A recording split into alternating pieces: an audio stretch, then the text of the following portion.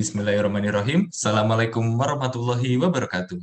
Shalom, Om Swastiastu, Namo Buddhaya, dan salam kebajikan.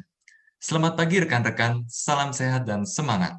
Kepada yang terhormat, Bang Andre Rahadian selaku Ketua Umum ILUNI UI, serta narasumber-narasumber, pertama dari Mbak Asfinawati selaku Ketua YLBHI, yang kedua dari Bang Rafendi Jamin selaku Komisioner Indonesia untuk ASEAN Intergovernmental Commission on Human Rights periode 2019 hingga 2015, dan yang ketiga Bang Papang Hidayat selaku aktivis HAM, dan moderator kita pada hari ini Mbak Rizky Aryan Selvi Utami dari Policy Center ILUNI UI, maupun seluruh hadirin pada diskusi hari ini.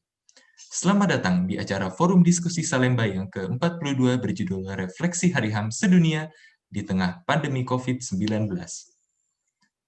Pada perayaan Hari HAM tahun ini, Indonesia merayakannya dengan suasana keprihatinan dengan adanya pembantaian keji di Sigi yang merupakan tindakan terorisme di tengah nuansa intoleran yang menguat dalam arena publik.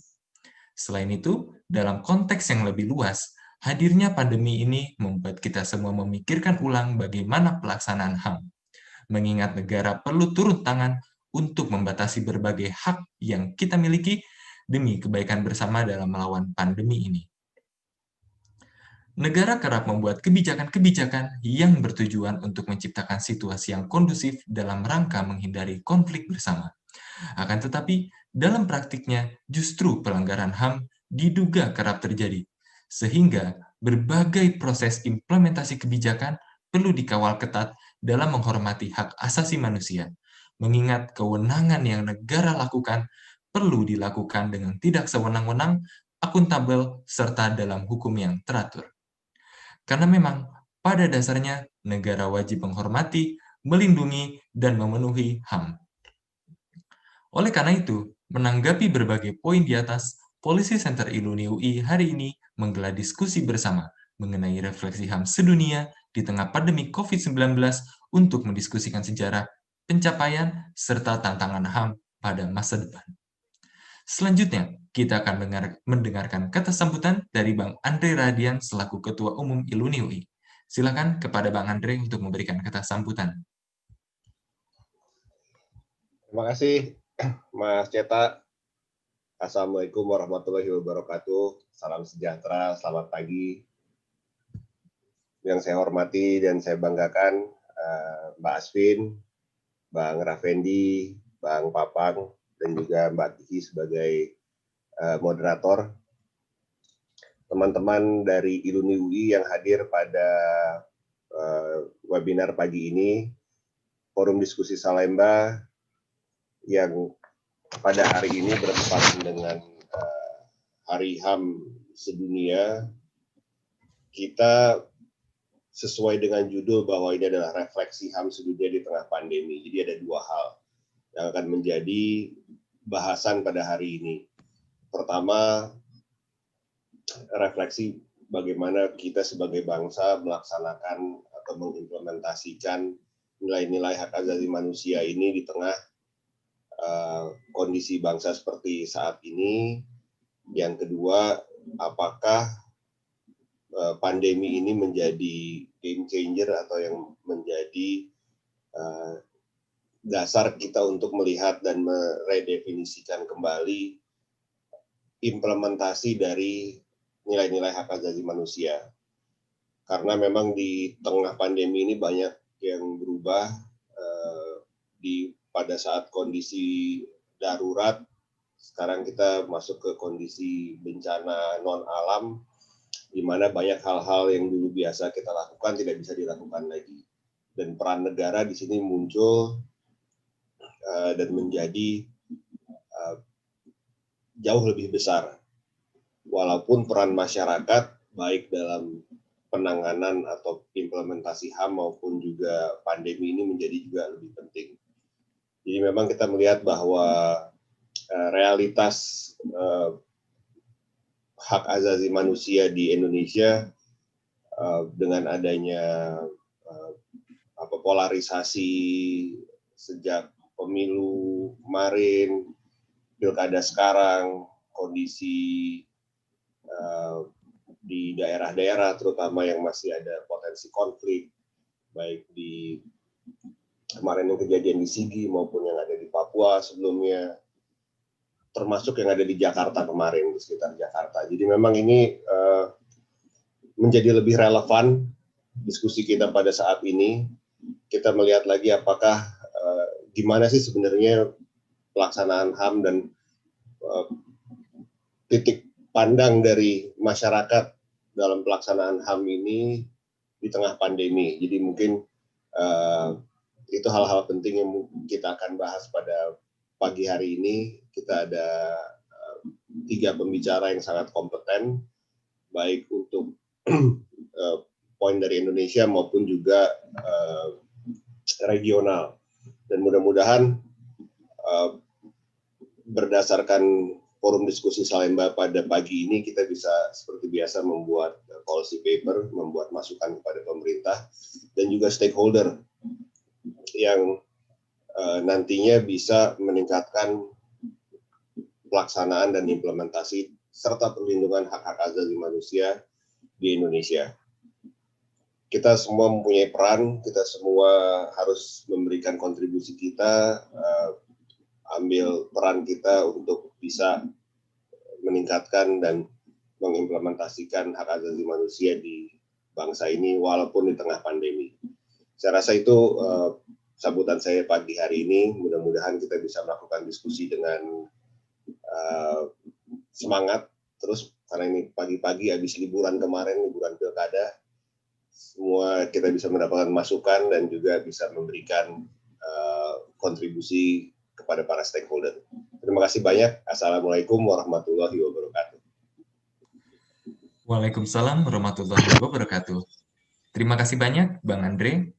Selanjutnya, saya akan menjelaskan peraturan yang berlaku untuk acara diskusi pada pagi hari ini. Pertama, peserta dilarang untuk menimbulkan keributan atau kegiatan yang dapat mengganggu jalannya diskusi. Diharapkan untuk selalu mengaktifkan mode mute dan mematikan video. Yang kedua, sesi tanya-jawab akan dimulai setelah selesainya presentasi. Bagi peserta yang ingin bertanya dan tidak menunggu selesai presentasi, bisa langsung mengajukan pertanyaan yang berada pada fitur chat di panel bawah pada aplikasi Zoom. Diharapkan menggunakan bahasa yang baik dan sopan. Acara ini dapat pula direkam dan disaksikan melalui YouTube channel Iluni UI. Oleh karena itu, jangan lupa pula untuk mensubscribe YouTube channel kami. Baik, terima kasih semuanya. Acara selanjutnya akan saya serahkan kepada moderator, Mbak Rizky Aryan Selvi Utami dari Policy Center Iluni UI. Silakan Mbak Rizky untuk melanjutkan. Baik, terima kasih Mas Jeta. Sebelumnya saya mengucapkan selamat pagi kembali kepada para peserta dan juga narasumber yang sudah bersedia hadir di acara Forum Diskusi Salemba terkait dengan topik kita sangat menarik bertepatan dengan memperingati Hari Hak Asasi Manusia Sedunia. Dan hari ini topiknya berkenaan dengan refleksi, bahwa kita kembali mereview sejarah tentang hak asasi manusia, kemudian kita melihat apakah ada pencapaian-pencapaian yang sudah kita dapat sampai saat ini atau bahkan tidak sama sekali. Kali ini kita akan diskusikan in details dengan para narasumber yang sudah hadir dan sudah berkenan untuk memberikan materinya hari ini. Untuk materi pertama akan disampaikan oleh Bang Papang, kemudian Bapak Rafendi, dan juga Mbak Asfi Nawati.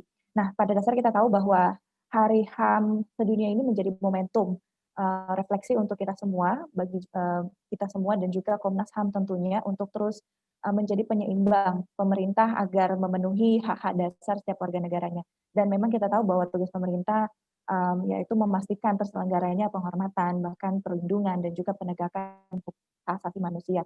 Dan peringatan ini bukan hanya sekedar kita mengingat saja, tapi kita kemudian kembali menganalisa atau bahkan mengkaji poin-poin yang nanti akan disampaikan oleh narasumber tentunya terkait dengan penegakan HAM yang bukan hanya sekedar amanah konstitusi, tapi juga perlu dijunjung agar nilai-nilai kemanusiaan menjadi dasar hubungan antara pemerintah dengan rakyat. Nah, untuk mempersingkat waktu, langsung saja kita ke pembicara pertama, Bang Papang, selaku aktivis HAM. Waktu dan tempat dipersilahkan, Bang. Ya. Terima kasih buat Rizky sebagai moderator, dan juga menurut saya apresiasi buat Iluni UI. Saya juga anggotanya, bukan pengurus. Di sini ada Ketua Iluni UI, Bang Andre Rahadian. Saya kira hari ini ada saya yakin ada ribuan diskusi di saat yang bersamaan dari Sabang sampai Merauke, mengingat Hari HAM itu salah satu hari yang paling banyak diperingati di Indonesia dan juga di internasional. Ini tahun ke-72 kita merayakan kelahiran ibu dari segala instrumen HAM internasional, atau sering dianggap sebagai salah satu konstitusi HAM internasional yang namanya Deklarasi Universal Hak Asasi Manusia. Walaupun dideklarasikannya di San Francisco, tapi sekarang sudah diakui. Dan kalau dilihat dari 72 tahun, tentu saja titik nolnya itu adalah di tahun 45, itu dunia baru bangkit dari horor luar biasa, dari praktek fasisme gitu ya, dan ada praktek Holocaust, ada terma baru waktu itu, di mana orang dirampas hak hidupnya tanpa proses hukum, bahkan itu bukan karena mereka kriminal, tapi semata-mata karena punya identitas tertentu gitu ya, ras, agama, warna kulit gitu, dan orientasi seksual yang berbeda.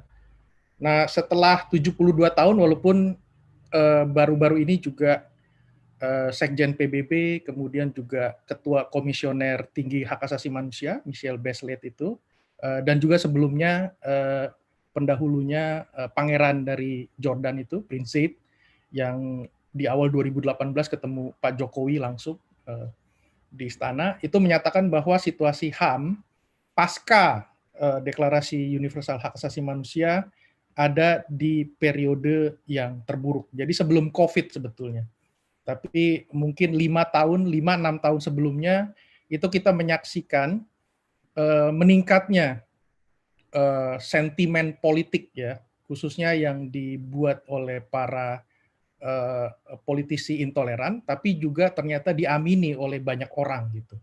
Dan itu terjadi di mana-mana gitu, termasuk di Indonesia saya kira, tapi hasil yang jauh lebih buruk bisa dilihat di India dengan pemerintahan ekstrim kanan Hindu di bawah Modi. Kemudian ada juga di Amerika, bahkan Presiden Trump yang berkali-kali secara terbuka menentang isu hak asasi manusia. Orang terakhir yang terbuka menentang itu kan salah satunya Soeharto gitu. Nah, Trump itu ternyata seperti Soeharto, tapi itu dari Amerika gitu ya. Nah, itu salah satu periode yang terburuk. Nah, sialnya di tahun 2020 atau akhir 2019 ada pandemi COVID yang virusnya itu dia tidak mendiskriminasi orang, siapapun kena. Gitu. Saya aja kena sekarang gitu kan. Tapi efek dari COVID itu diskriminatif. Efek dari manusia yang merespon COVID itu menghasilkan efek diskriminatif. Kelompok-kelompok marginal itu mengalami penderitaan yang lebih gitu. Orang-orang dari kelas ekonomi sosial di bawah itu juga lebih menderita. Perempuan khususnya juga perempuan dari kelas menengah ke bawah juga menderita. Orang dengan disabilitas itu juga menderita gitu ya. Jadi COVID itu sebetulnya memperburuk situasi hak asasi manusia yang sudah buruk. Tapi biasanya kalau kita merayakan satu momentum yang baik, itu kita selalu optimis. Nah, optimisnya di mana? Setelah 72 tahun Deklarasi Hak Asasi Manusia itu dikeluarkan, itu ternyata dia beranak pinak dalam jumlah yang luar biasa banyak gitu. Saya nggak tahu tuh, mungkin Pak Raffendi bisa menghitung karena dia juga terlibat di beberapa pembentukan instrumen HAM internasional dan regional gitu ya. Di Indonesia paling nggak menyumbang satu anak atau cucu dari DUHAM, yaitu Yogyakarta Principle, satu prinsip non-legally binding internasional yang walaupun diharamkan di Indonesia, tapi itu diacu oleh pengadilan HAM regional di Eropa dan juga mungkin badan-badan HAM internasional karena isinya luar biasa. Nah, dari 72 tahun itu juga selain ratusan instrumen HAM, sebetulnya ada yang saya bisa share screen nggak ya? Coba ya saya share screen. Ini yang relevan ya saat ini. ini yang sering dilupakan oleh para aktivis HAM sebetulnya. Ini saya ambil kutipan lampiran dari peraturan Kapolri, Perkap nomor 1 tahun 2009 soal penggunaan kekuatan. Nah, Perkap Kapolri ini mengadopsi hampir sebagian besar dari instrumen HAM internasional yang merupakan anak atau cucunya dari DUHAM itu ya, yang namanya UN guideline atau principle on the use of force for law enforcement official. Nah, di sini di lampiran dari Perkap itu ada selembar form yang harus diisi oleh setiap anggota polisi secara individual kalau dia menggunakan kekuatan. Nah, kekuatan itu apa? Kekuatan itu mulai dari tangan kosong sampai pakai mortir. Itu namanya kekuatan. Nah, Perkap ini yang menurut saya baik, itu kalau polisi patuh terhadap instrumen ini sebetulnya bisa memudahkan simpang siurnya kasus penembakan terhadap anggota FPI gitu. Jadi kita bisa minta gitu. Formnya mana nih dari polisi yang bertugas. Tapi sejauh yang saya sejauh yang saya ketahui itu polisi nggak tahu. Dulu saya launching laporan soal unlawful killing di Papua dan bertemu dengan Wakapolda dan Kepala Bidang Hukum Polda Papua. Bahkan Kepala Bidang Hukumnya aja nggak tahu itu ada begituan gitu. Jadi ini refleksi dari isu sekarang, tapi sebetulnya secara global juga terjadi, di mana 72 tahun itu standar setting dari hak asasi manusia semakin baik. Jadi instrumen HAM beranak pinak dan ratifikasinya luar biasa. Dari seluruh anggota PBB yang wajib menghormati DUHAM tadi, itu tidak ada satupun anggota PBB yang tidak menjadi negara pihak dari suatu konvensi HAM. Jadi satu negara itu paling tidak meratifikasi 2 atau 3. Yang paling banyak diratifikasi itu adalah Konvensi Hak Anak dan Konvensi Penghapusan Diskriminasi Terhadap Perempuan dan juga hak-hak kaum disabilitas gitu. Itu 3 itu yang paling banyak. Nanti para Fendi bisa kasih overview juga di tingkat ASEAN. Tapi sayangnya tadi 72 tahun berjalan terjadi standar setting HAM yang bagus, tidak cuma di tingkat internasional tapi di nasional. Tapi ini jatahnya nanti Mbak Asvin ya, karena dia yang paham betul soal politik hukum hak asasi manusia di Indonesia. Tapi kalau kita lihat, kita punya hukum tertinggi ya, Konstitusi Undang-Undang 45 itu sudah mengadopsi 30 pasal dari DUHAM ini. Jadi hampir semuanya itu dimasukkan ke amandemen kedua dari Undang-Undang Dasar. Dari pasal 28A sampai 28J gitu ya. Jadi Indonesia juga demikian. Tapi sayangnya implementasinya itu sangat rendah. Tapi kalau pengamatan saya, Indonesia kalau dinilai secara global, saya selalu bilang Indonesia negara bukan-bukan. Ini mengikuti posisinya zaman Orde Baru gitu ya. Kalau kita dibilang kita Indonesia bukan negara demokrasi liberal, tapi juga bukan otoriter. Kita demokrasi Pancasila gitu ya. Kalau ditanya apa itu ekonomi Pancasila, bukan ekonomi pasar, tapi juga bukan ekonomi yang dikontrol penuh oleh negara. Jadi dia definisinya negara bukan-bukan. Bukan yang paling buruk, tapi juga bukan yang baik gitu. Nah, ini nanti bisa dilihat, saya setuju dari diskusi yang diorganisir oleh ILUNI UI, kita harusnya bisa menulis paling tidak rekaman hasil diskusi dan menjadikannya policy paper.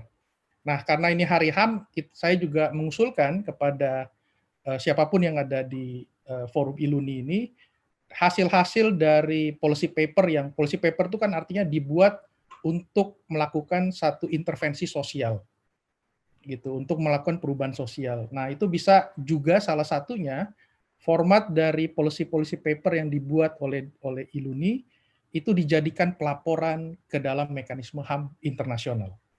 Kemarin saya berdiskusi dengan Pak E dan kawan lagi dari Jenewa, itu paling tidak di tahun 2021 itu ada 2 agenda evaluasi terhadap Indonesia.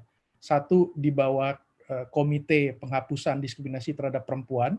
Jadi kalau ada policy paper dari Iluni UI terkait soal perempuan, misalnya dampak perempuan, hak-hak perempuan akibat pandemi misalnya, itu bisa menjadi satu laporan alternatif ke badan SIDO tadi. Kemudian di pertengahan tahun juga kita bisa mensubmisi pelaporan alternatif untuk Indonesia di bawah mekanisme Dewan HAM dalam mekanisme namanya Universal Periodic Review. Ini udah cycle keempat gitu. Jadi ada tawaran praktis buat forum ini gitu ya. Nah, kembali ke COVID itu saya kira banyak sekali dokumen-dokumen yang dibuat oleh badan-badan HAM internasional, komite-komite yang dibuat berasal dari instrumen HAM atau disebut sebagai treaty body, maupun badan di bawah Dewan HAM. Dan Indonesia ingat adalah salah satu anggota dari Dewan HAM. Ada berapa? 47 negara kalau nggak salah, tapi Pak Effendi lagi yang paham itu, karena dia sudah hampir berapa puluh tahun itu menggunakan mekanisme Dewan HAM, bahkan Komisi HAM badan sebelumnya untuk isu Indonesia gitu. Dulu kita sebut Pak Effendi ini, dia semi exile dia kan, itu kita sebut sebagai ambasadornya komunitas HAM dulu. Untungnya setelah reformasi dia balik gitu ya, dan dia bentuk juga satu organisasi namanya Human Rights Working Group, koalisi dari organisasi-organisasi HAM untuk memanfaatkan mekanisme HAM internasional.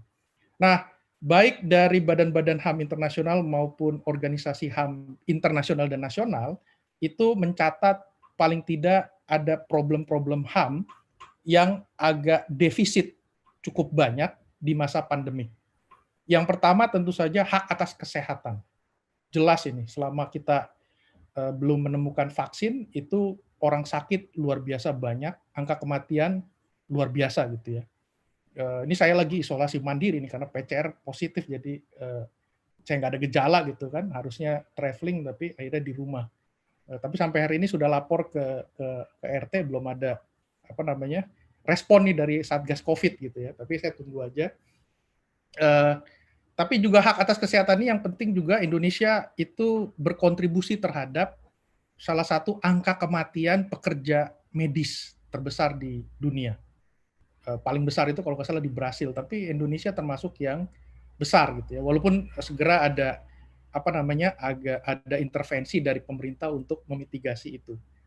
Kemudian ada juga nanti Mbak Asvin mungkin saya lihat fokus YLBHI itu banyak pada defisitnya hak-hak kebebasan berekspresi, menyampaikan pendapat dan informasi, termasuk juga hak untuk kebebasan berkumpul secara damai, gitu ya. Jadi ada defisit dan ada peningkatan represi terhadap kebebasan berekspresi, baik secara fisik maupun secara online. Tapi itu nanti Mbak Asvin yang mungkin bisa menambahkan.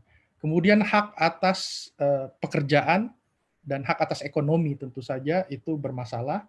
Yang kemudian yang lanjut lagi yang juga mungkin ramai masih ada imbasnya adalah hak politik. Hak politik ini adalah hak bukan cuma pemilu ya, tapi juga hak warga negara untuk berpartisipasi dalam urusan kenegaraan. Nah, ini terlihat sangat defisit dengan disahkannya beberapa undang-undang yang sangat penting karena bisa mempengaruhi tata kelola sistem hukum di Indonesia, soal investasi, soal ketenagakerjaan, soal kelestarian lingkungan hidup gitu ya, itu diputuskan secara tergesa-gesa.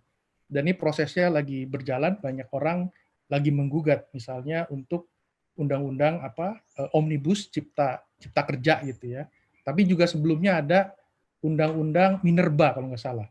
Nah, ini juga sebetulnya bukan khas Indonesia gitu. Tapi di banyak negara dia memanfaatkan situasi COVID di mana kewenangan negara untuk mendisiplinkan warganya itu bertambah dan diperbolehkan menurut standar HAM, tapi sering disalahgunakan gitu. Nah, ini nanti Mbak Asvin bisa tambahkan. Nah, yang terakhir tadi yang saya bilang bahwa virus COVID itu tidak mendiskriminasi korbannya gitu. Dia bisa kena ke siapa saja gitu. Itu salah misalnya. Oh, COVID itu dulu pejabat kita percaya kenanya di orang yang di suhu 4 musim gitu ya. Kalau di Indonesia perilaku Indonesia yang kotor gitu, kalau makan di kaki 5 itu nggak bakal kena tuh virus. Atau karena Indonesia orang soleh gitu ya, sering rajin sholat 5 waktu bersih jadi nggak kena, tapi ternyata nggak juga gitu. Jadi dia tidak mendiskriminasikan korbannya, tapi ada dampak yang berbeda dialami oleh kelompok-kelompok tertentu. Yang jelas sekarang ada diskusi soal hak-hak orang yang berusia lanjut.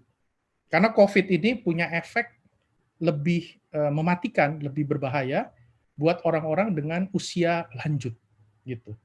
Tapi juga harus dilihat, saya nggak bikin pemantauan khusus, tapi sering ikut karena sekarang enaknya di rumah bisa ikutin di seminar di mana-mana, nggak kena macet gitu kan, ini salah satu keuntungan.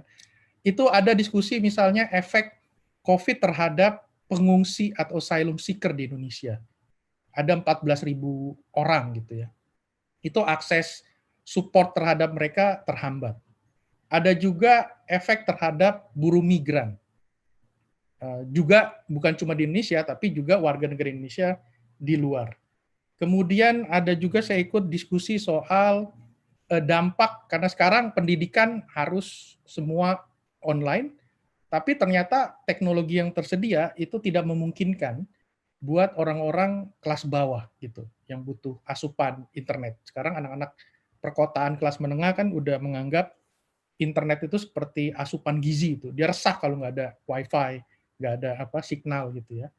Tapi juga teknologi masih tidak ramah terhadap kelompok-kelompok difabel. Jadi dengan saluran internet yang buruk dan mengandalkan kalau ada orang-orang misalnya yang bisu tuli ya, itu kan harus melihat bahasa isyarat. Nah, kalau internetnya tidak stabil itu bahasa isyaratnya kacau. Nah, itu banyak sekali persoalan-persoalan itu. Dan tentu saja bukan berarti negara itu abai, walaupun ada juga motif di mana mereka menggunakan situasi pandemik. Tapi juga negara terlihat belum mampu. Nah, belum mampunya ini bukan cuma sengaja, tapi juga tidak disengaja gitu ya. Misalnya untuk produksi vaksin, walaupun ada kelompok yang yakin bahwa di Indonesia bisa diproduksi, tapi kan orang meragukan gitu. Tapi tetap saja vaksin-vaksin yang diakui akan mungkin berhasil itu tetap dikembangkan bukan di Indonesia oleh pihak lain gitu. Nah, tapi menarik nih, baru saya baca beberapa statement dari beberapa internasional NGO, karena sekarang udah ada tanda-tanda vaksin ini bisa cukup berhasil lah gitu ya. Tapi ternyata ada efek diskriminatif juga. Jadi ternyata itu negara-negara maju, kan perusahaan vaksin itu pasti nyari untung dia. Nah, ternyata vaksinnya dalam waktu yang cepat itu diborong oleh negara-negara maju gitu, khususnya Eropa Barat dan Amerika Utara. Bahkan di beberapa negara kapasitasnya melebihi 3 kali lipat dari populasinya. Tapi untuk negara-negara di Global South, di belahan dunia berkembang, itu diperkirakan cuma 1 dari 10 orang yang mendapat vaksin. Bayangkan tuh. Dan ada satu inisiatif dari Oxford dengan satu perusahaan itu punya komitmen 60% dari vaksinnya harus ke dunia berkembang, tapi itu ternyata tidak cukup gitu. Nah, sekarang ada bukan gerakan global, tapi global calling dari international movement itu untuk meminta WTO itu mengenyampingkan hak-hak cipta gitu, hak-hak copyright itu ya, karena ini kita emergency, harusnya ada hak-hak kekayaan intelektual itu bisa dikesampingkan supaya tidak efeknya diskriminatif gitu. Nah, itu mungkin dari saya dulu, nanti kita bisa diskusi lebih panjang, tapi mungkin saya memberikan gambaran global saja situasi sekarang dengan 72 tahun yang lalu. Tapi kalau saya masih yakin bahwa manusia peradaban kemanusiaan itu masih membaik lah, walaupun tadi ya ada defisit luar biasa hak asasi manusia bahkan beberapa tahun sebelum pandemik gitu. Jadi kita memang agak agak perlu ekstra tenaga bila kita ingin mempromosikan dan melakukan perlindungan HAM bahkan dari sekarang sampai pasca pandemik gitu, karena defisit HAM-nya bahkan terjadi bukan sekedar karena pandemik gitu, tapi sudah ada kalau kelompok-kelompok HAM internasional bilang ada global political demonization. Jadi ada politik demonisasi, menyalahkan orang lain berdasarkan satu identitas. Apakah itu buruh migran? Kemarin di pemilihan presiden Amerika misalnya, Joe Biden justru kalah telak tuh di Florida, yang diperkirakan minoritas Latino itu bakal mendukung dia. Tapi ternyata sama seperti di Indonesia. Di sana diisukan oleh kelompok konservatif Republikan kalau Biden ini adalah pendukung sosialisme. Bayangkan tuh, pendukung sosialisme di Amerika gitu ya. Dan ternyata Hispanik di Florida itu kebanyakan orang-orang yang leluhurnya lari itu dari Kuba, dari Venezuela, yang punya trauma politik lah soal komunisme kayak di Indonesia gitu kan. Nah, model-model itu ternyata nggak cuma terjadi di pemilu-pemilu di Indonesia, tapi juga di Amerika gitu. Bayangkan gitu ya. Nah, itu sekedar pembuka diskusi, Rizky. Terima kasih ya. Ya, terima kasih Bang Papang atas materinya sangat lengkap sebagai pembuka di dalam refleksi HAM ini. Di mana kita tahu bahwa 72 tahun kita mengingat kembali HAM di mana standar setting yang tadi Bang Papang sampaikan ternyata sudah lebih baik begitu. Di mana instrumen HAM-nya terus berkembang. Namun dengan adanya COVID-19 ternyata efek COVID ini membuat diskriminasi atau diskriminatif pada kelompok-kelompok tertentu yang tentunya jelas kita tahu kelompok disabilitas, bahkan kelompok perempuan, dan juga kelompok-kelompok marginal yang terdampak. Dan ini memperburuk HAM yang sudah semakin buruk begitu ya. Dan ada problem-problem yang tadi juga dijelaskan. Yang pertama itu terkait dengan hak kesehatan, dan juga ada hak kebebasan berekspresi, hak negara dalam berpartisipasi dalam pengesahan perundang-undangan yang kesannya terlalu terburu-buru oleh parlemen seperti itu. Dan memang kita tahu seharusnya pemerintah bisa memenuhi hak dasar seperti kesehatan atau pendidikan gitu ya. Dan kemudian pemenuhan hak lainnya yang seringkali terpinggirkan, bahkan kayak penyandang disabilitas dan kelompok-kelompok minoritas lainnya. Nah, untuk materi berikutnya langsung saja kita persilahkan kepada Mbak Asvin untuk menjelaskan materinya, mungkin bisa membahas terkait dengan politik hukum HAM dan juga refleksi HAM sampai saat ini bagaimana di era pandemi. Ya, waktu dan tempat dipersilahkan Mbak Asvin. Ya, terima kasih Mbak Kiki, terima kasih teman-teman Iluni UI, ini ada Bang Andre, dan juga teman-teman di Policy Center yang terus-menerus rajin sekali, luar biasa, apalagi nanti mau membuat position paper ya. Saya langsung share screen aja. Terima kasih Papang sudah memberikan dasar-dasar yang sangat penting. Saya sebetulnya agak bingung bagaimana menyajikan ini karena datanya banyak dan juga belum selesai. Jadi nanti di akhir tahun atau di awal tahun, YLBHI akan mengeluarkan sebuah laporan tahunan hak asasi manusia dan sekarang masih di dapur, masih digodok terus gitu dari 18 provinsi LBHI. Oke, sudah kelihatan ya. Nah, saya mau mengingatkan kita bersama lagi, tadi Papang sudah mengangkat soal yang penting sekali Deklarasi Universal Hak Asasi Manusia. Nah, sebetulnya kalau kita lihat kan hak asasi manusia ini ada di lingkup PBB gitu. Dia ada karena ada PBB, Perserikatan Bangsa-Bangsa. Kalau kita lihat tujuannya, maka jelas sekali bahwa ini tadi yang seperti kata Papang adalah trauma Perang Dunia Kedua karena kekejian yang luar biasa. Karena itu dikatakan tujuannya merawat perdamaian, mengembangkan persahabatan gitu ya, kerjasama internasional untuk menyelesaikan masalah internasional di bidang ekonomi, sosial, budaya, dan kemanusiaan. Karena kita percaya bahwa kalau manusia lapar, mengalami ketidakadilan, maka perdamaian sulit akan dicapai. Dan juga menjadi pusat yang dapat mengharmonisasi tindakan-tindakan negara. Nah, karena itu sebetulnya HAM memberikan sumbangan yang sangat luar biasa. Semakin lama saya pikirkan, saya makin merasakan nilai hak asasi manusia itu luar biasa. Jadi nilai salah satunya kan adalah non diskriminasi. Jadi dia tidak akan membeda-bedakan orang, dan kalau orang merasa dibeda-bedakan, dia akan merasa ketidakadilan, dan disitulah konflik biasanya muncul.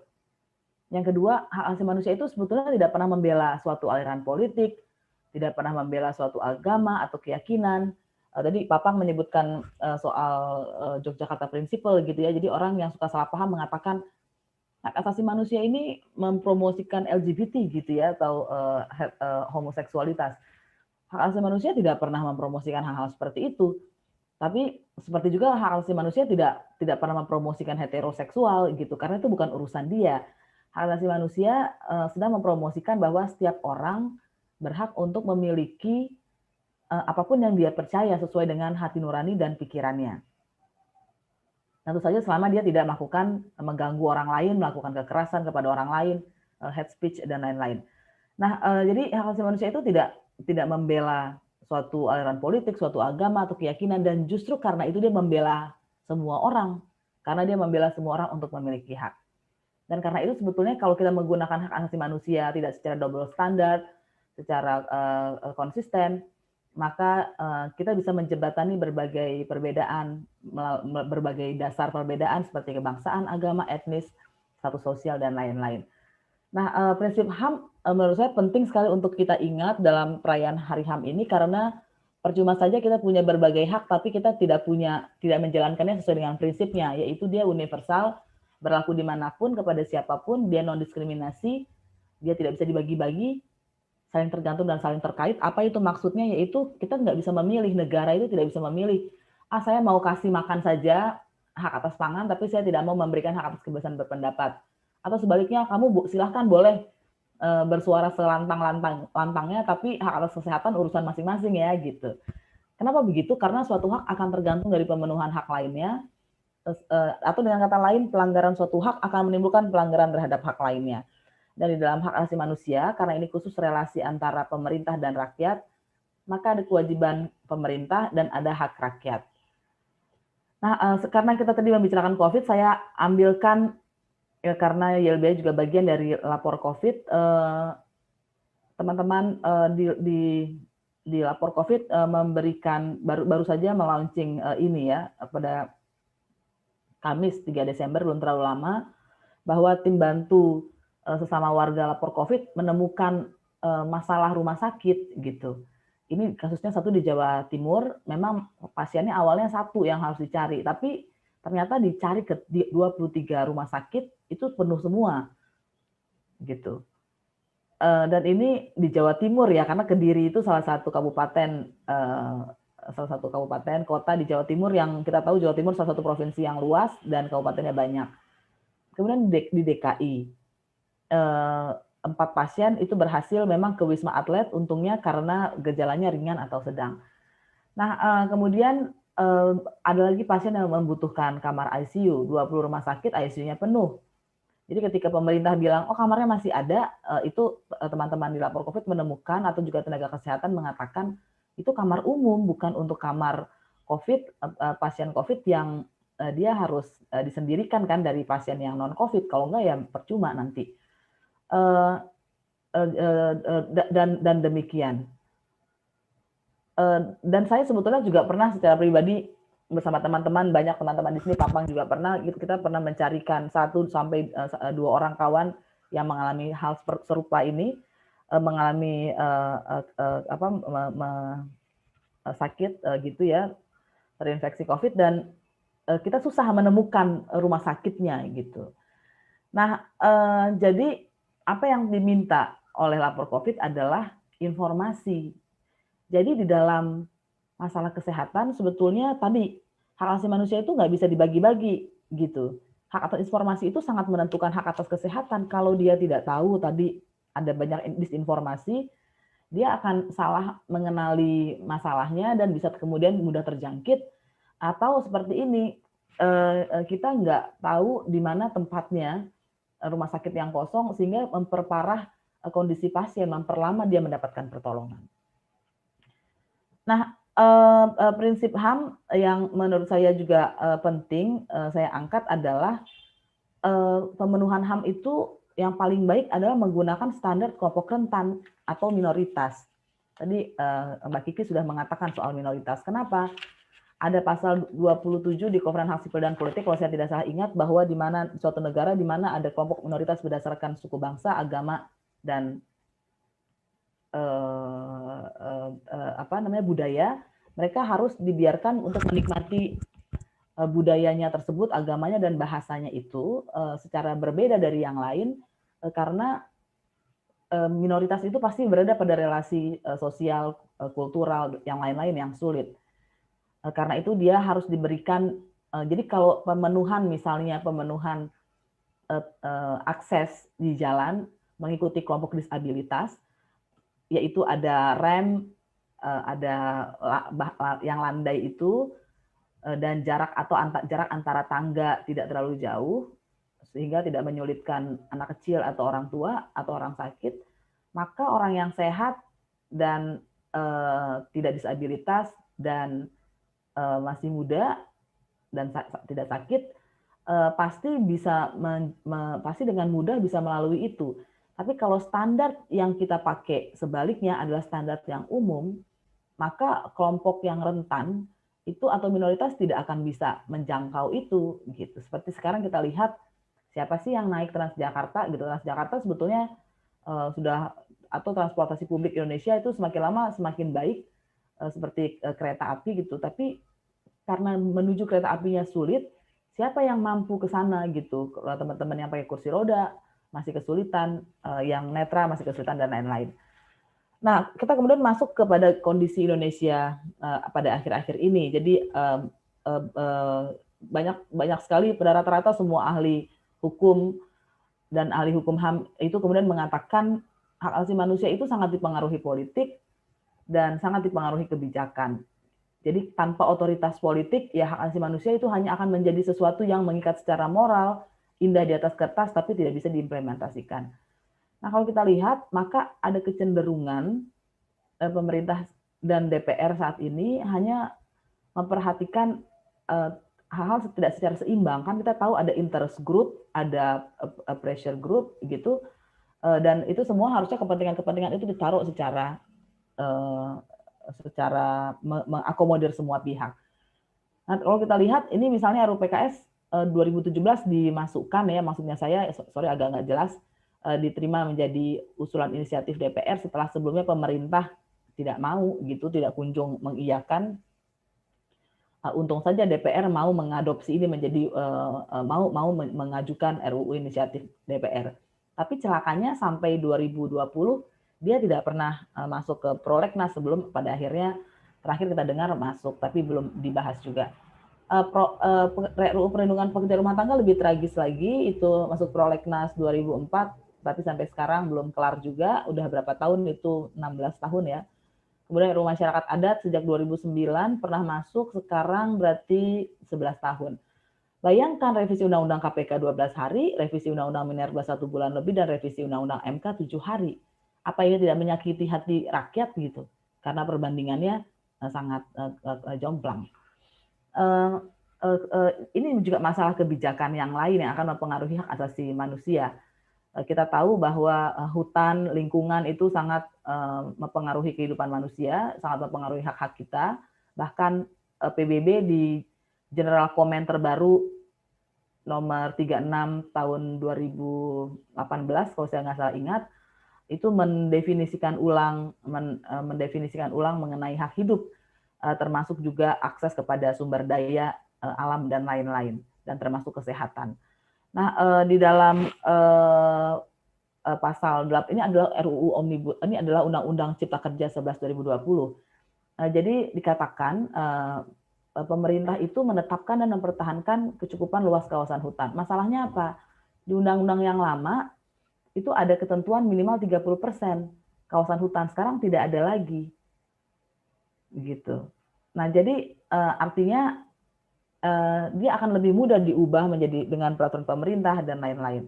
Kemudian ada juga proyek strategis nasional, banyak sekali di Omnibus Law Cipta Kerja.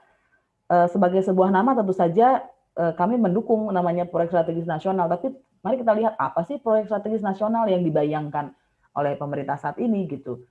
Yaitu dia dapat mengurangi atau bahkan menghilangkan lahan budidaya pertanian. Kenapa begitu? Karena pengalihfungsian lahan budidaya pertanian untuk kepentingan umum seolah-olah baik ya, hanya dapat dilakukan dengan syarat dilakukan kajian strategis, disusun rencana alih fungsi lahan, dan lain-lain. Tapi kalau kita lihat di C dan garis miring atau, jadi A sampai D itu bisa dipilih salah satu saja atau bisa empat-empatnya. Nah yang keempat itu disediakan lahan pengganti terhadap lahan budidaya pertanian. Artinya boleh dong tidak disediakan lahan pengganti kalau sudah dibebaskan kepemilikan haknya dari pemilik di poin C. Nah, ini kan sangat berbahaya. Kemarin di masa COVID-19, Pak Presiden Jokowi mengatakan Indonesia kekurangan pangan, dan masalah dalam COVID-19 di berbagai negara juga adalah pangan gitu ya, terjadi orang ketakutan membeli karena panik gitu. Dan di Indonesia juga sempat terjadi. Nah, tapi justru ketika kita kekurangan lahan pertanian, kekurangan bahan pangan, solusinya justru undang-undang seperti ini yang berpotensi mengurangi lahan budidaya pertanian. Saya ambilkan yang terakhir lagi. Indonesia adalah negara dengan kerentanan bencana ya, kita ada di lempeng macam-macam itu. Nah, masalahnya adalah proyek strategis nasional ini justru berpotensi menimbulkan bencana yang lain gitu. Kenapa? Sorry sebentar. Yang poin 4, dalam hal terjadi bencana, dalam hal terjadi bencana sehingga pengalihan fungsi lahan untuk infrastruktur tidak dapat ditunda, gitu, maka ayat 3 huruf A dan B tidak diberlakukan. Mari kita lihat poin 3 ayat A dan B, yaitu dilakukan kajian kelayakan strategis dan disusun rencana alih fungsi lahan. Jadi kira-kira begini logikanya. Ini pemerintah mau bikin proyek strategis nasional, yaitu untuk infrastruktur. Oke, itu bagus kan.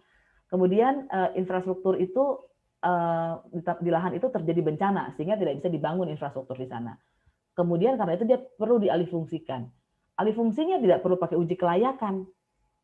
Loh, bukankah itu nanti berpotensi menimbulkan bencana yang kedua, baik bagi infrastruktur itu maupun daerah di sekitarnya, gitu.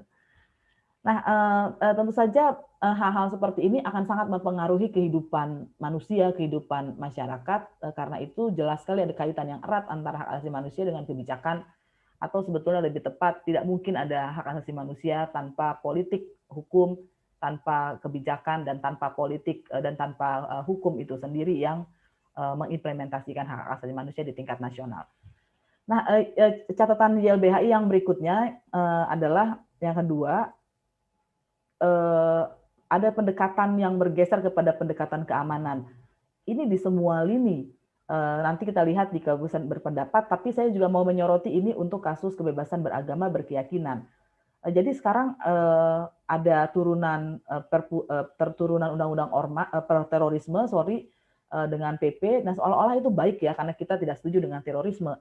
Tapi kalau kita lihat ternyata dia merendengkan konsep-konsep yang sangat sama sekali berbeda, yaitu intoleransi, ekstremisme, dan terorisme. Tentu saja kita tidak setuju, tidak suka dengan intoleransi, kita juga tidak suka dengan ekstremisme, tetapi intoleransi sangat berbeda dengan terorisme, gitu, dan sangat berbahaya sebetulnya dalam pendekatan hukum kalau kita salah memberikan sinyal kepada orang.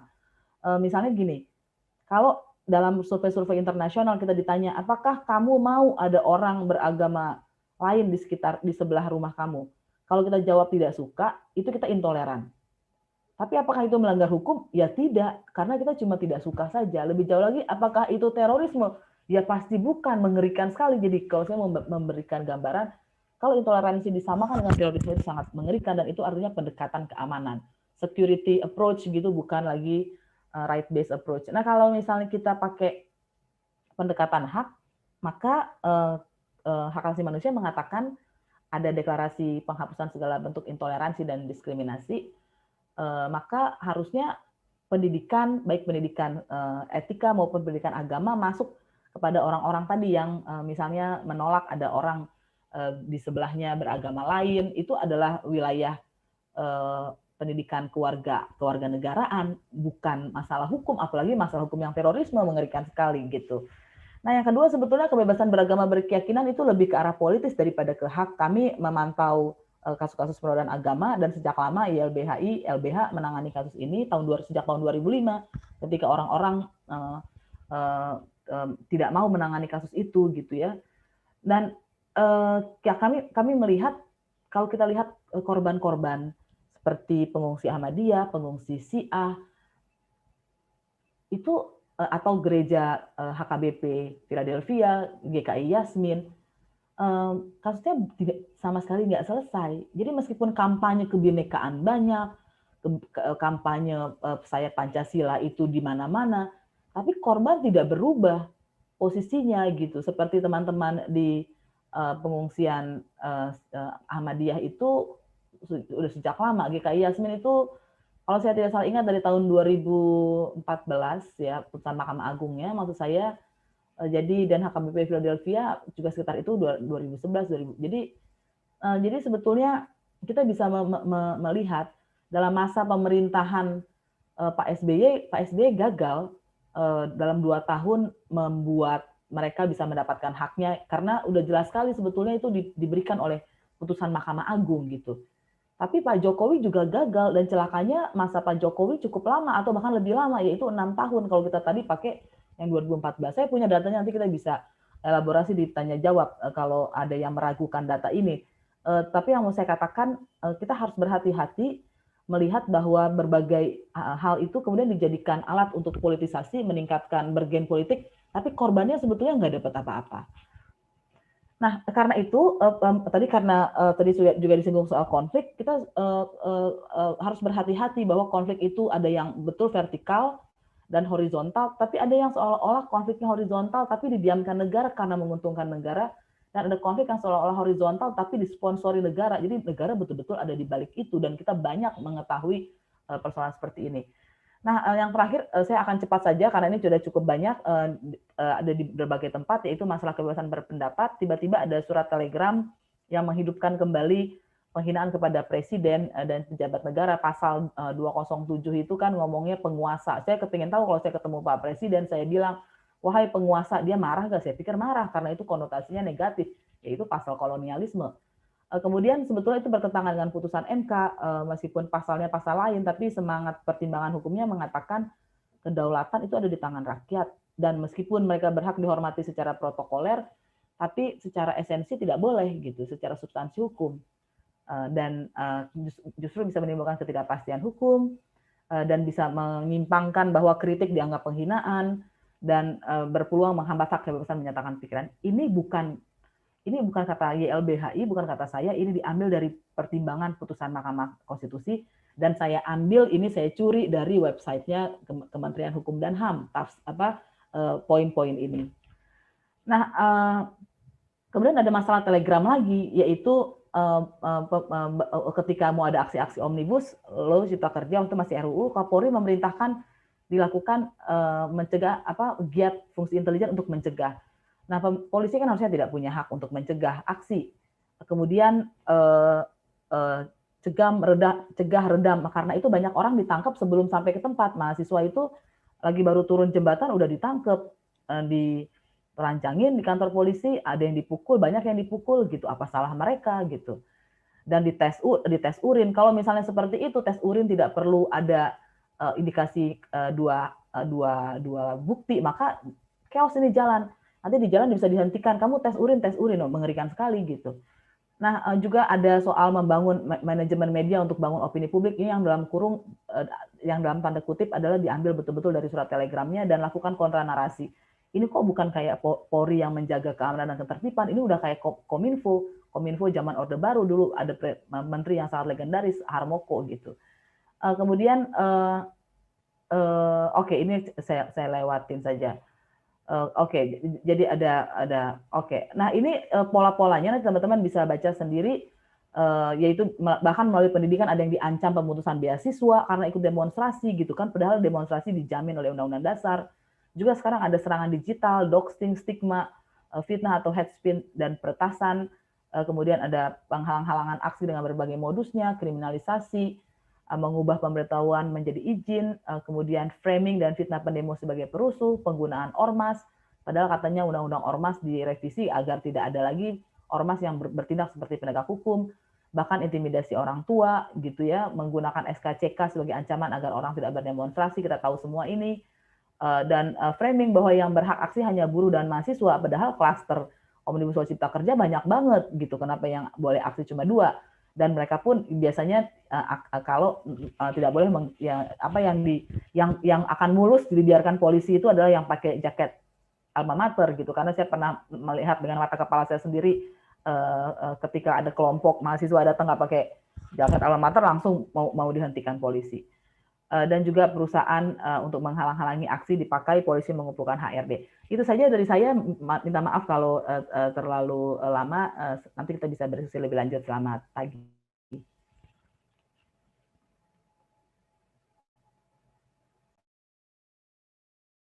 Ya, baik. Terima kasih Mbak Asvin atas materinya, sangat lengkap dan komprehensif terkait dengan value dari HAM itu sendiri, di mana sebenarnya kita tahu bahwa HAM ini memberikan kebebasan dan membela semua orang yang sifatnya tidak diskriminatif, ya, tidak membela berbagai aliran politik, agama, dan sebagainya. Dan kita tahu bahwa adanya HAM ini juga dipengaruhi oleh otoritas politik tentunya, begitu. Dan menarik ada laporan-laporan dari LBHI yang saya catat juga terkait dengan pendekatan, bergeser ke pendekatan keamanan. Perlu juga kita memahami bedanya intoleransi, terorisme, dan ekstremisme. Gitu. Kemudian ada juga kebebasan beragama yang cenderung lebih ke politis daripada hak, yang juga ada konflik-konflik tertentu seperti yang sudah dijelaskan terkait dengan konflik horizontal dan konflik vertikal.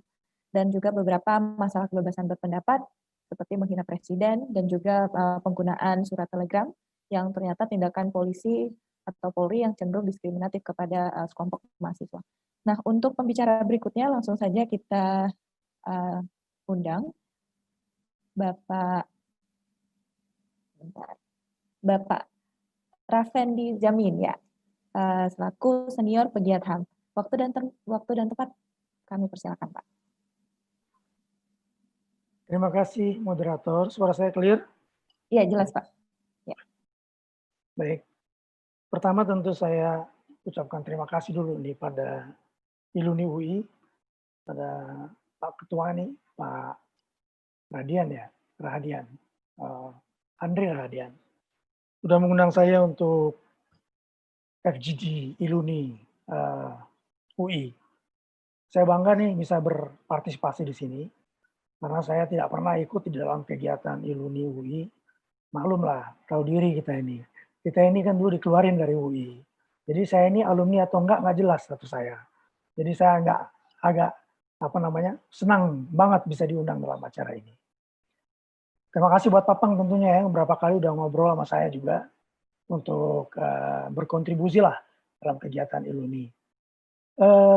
Kedua, tugas saya sebetulnya pendek ya, karena saya pembicara terakhir. Sudah banyak disampaikan oleh Papang dan Asvin. Satu catatan yang mau saya bilang bahwa Papang tadi memaparkan sejarah sejak 72 tahun yang lalu tentang hak asasi manusia di tingkat global. Dan untuk konteks Indonesia itu bukan 72 tahun, tapi baru di zaman reformasi. Berarti sekitar tahun 98 ya, baru kita masuk dalam satu periode demokrasi dan mencoba untuk menjunjung tinggi hak asasi manusia. Jadi bagian dari komunitas HAM internasional yang sangat aktif sebetulnya. Tone yang akan saya berikan mungkin kembali pada kalau tadi kita dengar tone yang Papang sampaikan, realitas 72 tahun, realitas 10 tahun yang lalu sebelum pandemi atau 9 tahun yang lalu tetap ada optimisme. Lalu kemudian kita dengar paparan dari Asvin ya, yang berada dalam konteks sekarang, yang mestinya adalah konteks yang demokratis, konteks yang mempunyai kelengkapan regulasi, undang-undang, ratifikasi, kelembagaan hak asasi manusia, yang cukup lengkap, tapi mempunyai banyak masalah di lapangan dalam pelaksanaannya, terutama terkait dengan kebebasan, dua kebebasan, freedom of association assembly, kebebasan berkumpul dan berorganisasi, serta kebebasan berpendapat, freedom of expression and opinion, FOE. Ketika mendengar paparan Asvin, tentu kita jadi pesimis, ini gimana nih? Kok jadi begini arah dari pemerintah yang mestinya menjalankan amanat konstitusi, amanat ratifikasi hak asasi manusia, dan sebagainya.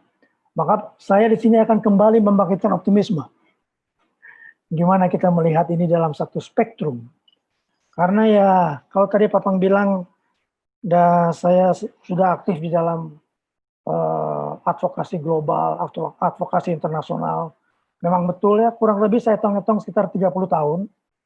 Tahun 90-an saya sudah beraktivitas dalam konteks Komisi HAM PBB, jadi mendukung pekerjaan teman-teman ketika itu di masa Soeharto, di masa totaliter. Komnas HAM belum dibikin, belum ada tuh Komnas tuh nggak ada. Ya, itu dimulai pada Indonesia menjadi target dari advokasi dunia atau concern komunitas dunia internasional ketika terjadinya titik balik dengan pembantaian Santa Cruz di Timor Leste. Pembantaian Santa Cruz itulah yang menjadi titik balik dari perhatian dunia terhadap Indonesia. Nah, sejak itulah maka isu hak asasi manusia itu saya mengadvokasikan bersama teman-teman lain, mencoba mengadvokasikannya dengan menggunakan peluang bahwa Indonesia menjadi perhatian dunia karena persoalan Timor Leste. Ketika itu Timur Timur, ya. Maka kita mengadvokasi bahwa persoalan HAM itu di zaman Soeharto bukan hanya di Timur Timur, tapi juga di Papua, di Aceh, dan di wilayah Indonesia yang lain. Terakhir, peristiwa Tanjung Priok, peristiwa Lampung, itu semua terjadi di masa Soeharto. Ya, jadi dalam spektrum itu, ketika kita masuk dalam situasi sekarang, maka kita tidak bisa, saya mengajurkan bahwa inilah semacam up and down satu proses perjuangan yang panjang di mana memerlukan pengawalan yang sangat ketat terhadap pelaksanaan norma-norma asasi manusia yang ada, fungsi-fungsi lembaga independen yang ada, fungsi-fungsi masyarakat sipil yang penting. Ini yang menjadi tantangan kita. Nah, dalam perspektif ini, kita tetap harus celebrating this. Hari ini hari HAM, adalah hari untuk merayakan apa yang telah kita capai. Dengan tetap melihat apa tantangan kita pada saat ini. Dengan tidak kehilangan optimisme dalam membangun apa yang telah kita bangun, mempertahankan apa yang telah kita bangun selama lebih dari 20 tahun masa reformasi. Saya ambil contoh yang simpel aja, terkait dengan contoh yang dikatakan oleh Papang tadi. HAM itu usianya 73 tahun. Lalu kita menjadi demokratis, ada TAP MPR memisahkan TNI dan Polri, pada TAP MPR ada perubahan konstitusi yang kemudian mengadopsi semua nilai-nilai asasi manusia, sehingga hampir semua asasi manusia, elemen asasi manusia itu menjadi hak konstitusional. Sehingga banyak ruang-ruang pengaduan dan komplain itu menggunakan Mahkamah Konstitusi untuk mengklaim hak konstitusional yang dilanggar oleh negara sebagai duty bearer atau pemangku kepentingan. Nah, dalam konteks inilah maka tugas dari kita nih, baik itu lembaga HAM yang independen maupun masyarakat sipil, justru melakukan satu public awareness, kesadaran publik, sehingga tidak muncul sinisme terhadap nilai-nilai hak asasi manusia. Saya khawatir bahwa sinisme itu semakin menguat. Sehingga beredar di meme-meme itu ya, ada istilah baru yang dulu saya nggak kenal istilah itu, SJW, Social Justice Warrior katanya. Tapi dengan meme yang sangat sinis, yang menganggap aktivis HAM itu, HAM hem hom, itu berpihak, berpolitik, ya. Nah, memang resiko sebagai aktivis HAM itu dia sering tidak populer. Tetapi dengan kendala bahwa kita tidak sering populer, tetap menjadi tugas dari aktivis hak asasi manusia untuk mengajak berpikir dan menyadari bahwa apa yang kita sampaikan bukan persoalan pemihakan kepada siapapun. Pemihakan kami hanya pada pemihakan normatif yang ada pada DUHAM, pada konvensi HAM PBB yang telah kita ratifikasi, pada konstitusi kita. Itulah pemihakan aktivis hak asasi manusia. Nah, tadi Aswin sudah mengatakan ya, prinsip HAM itu dia tidak berpihak pada partai politik, dia tidak berpihak kepada kelompok yang bersengketa, tapi dia berpihak pada prinsip yang ada di dalam norma-norma tersebut. Yang tentu secara logis pemihakan itu selalu pada korban. Itulah hak asasi manusia. Terdengar sebelum saya masuk ke respon-respon situasi terakhir ini, saya mau ngomong pendek aja supaya ada diskusi sebetulnya.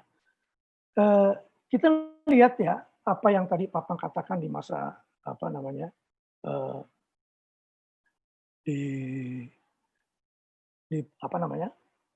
sebentar, ini saya membuat satu catatan sebetulnya. Dalam konteks seperti spektrum itu, kita memasuki satu periode yang namanya pandemi. Nah, Papang tadi sudah mengatakan, sebelum pandemi pun, pada tingkat global, kita mengalami krisis hak asasi manusia dan demokrasi. Sebelum pandemi. Kenapa? Karena terjadinya polarisasi dari negara-negara besar yang mempunyai implikasi terhadap upaya negara-negara untuk menjunjung tinggi hak asasi manusia. Trump dikatakan bahkan menentang semua kegiatan atau kredibilitas dari yang ada pada PBB. Menarik semua pendanaannya, kontribusinya kepada PBB. Anti pada multilateralisme.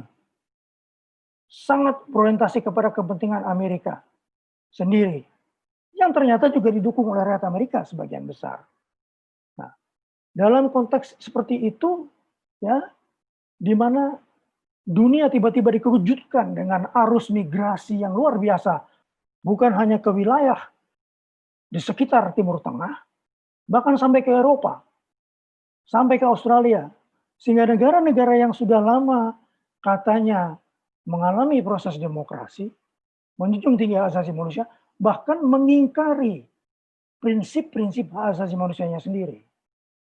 Contoh yang paling kelihatan adalah persoalan dalam penanganan refugee di dunia.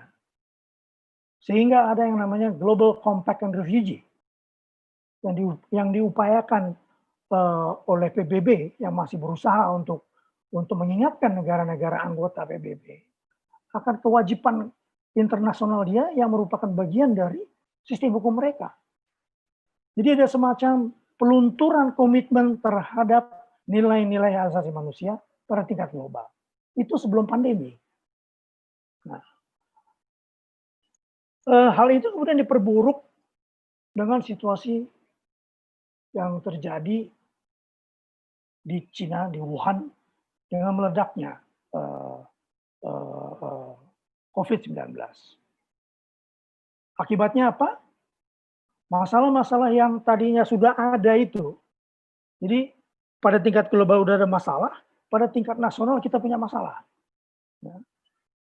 proses negosiasi yang terjadi itu menjadi lebih sulit. Negosiasi untuk penyelesaian masalah-masalah yang solutif maupun yang konstruktif pada tingkat global maupun pada tingkat regional. Nah, misalnya kita lihat ini dalam proses, apa sih masalah yang kita hadapi sebelum pandemi?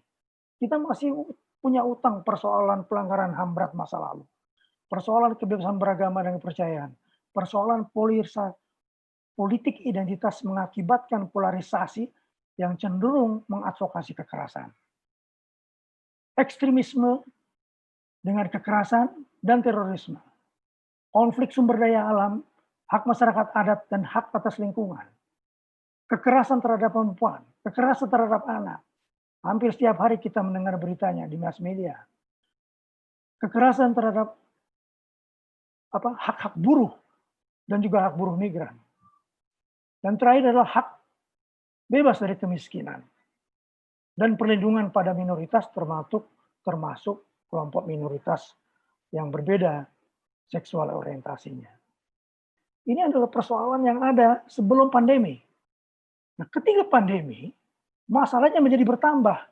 Hal-hal tersebut menjadi diperburuk, angka kemiskinan menjadi meningkat, pengangguran jadi meningkat, rencana Sustainable Development Goals yang begitu komit dijalankan oleh pemerintah terpaksa harus tertunda, yang tidak hanya dialami oleh Indonesia saja.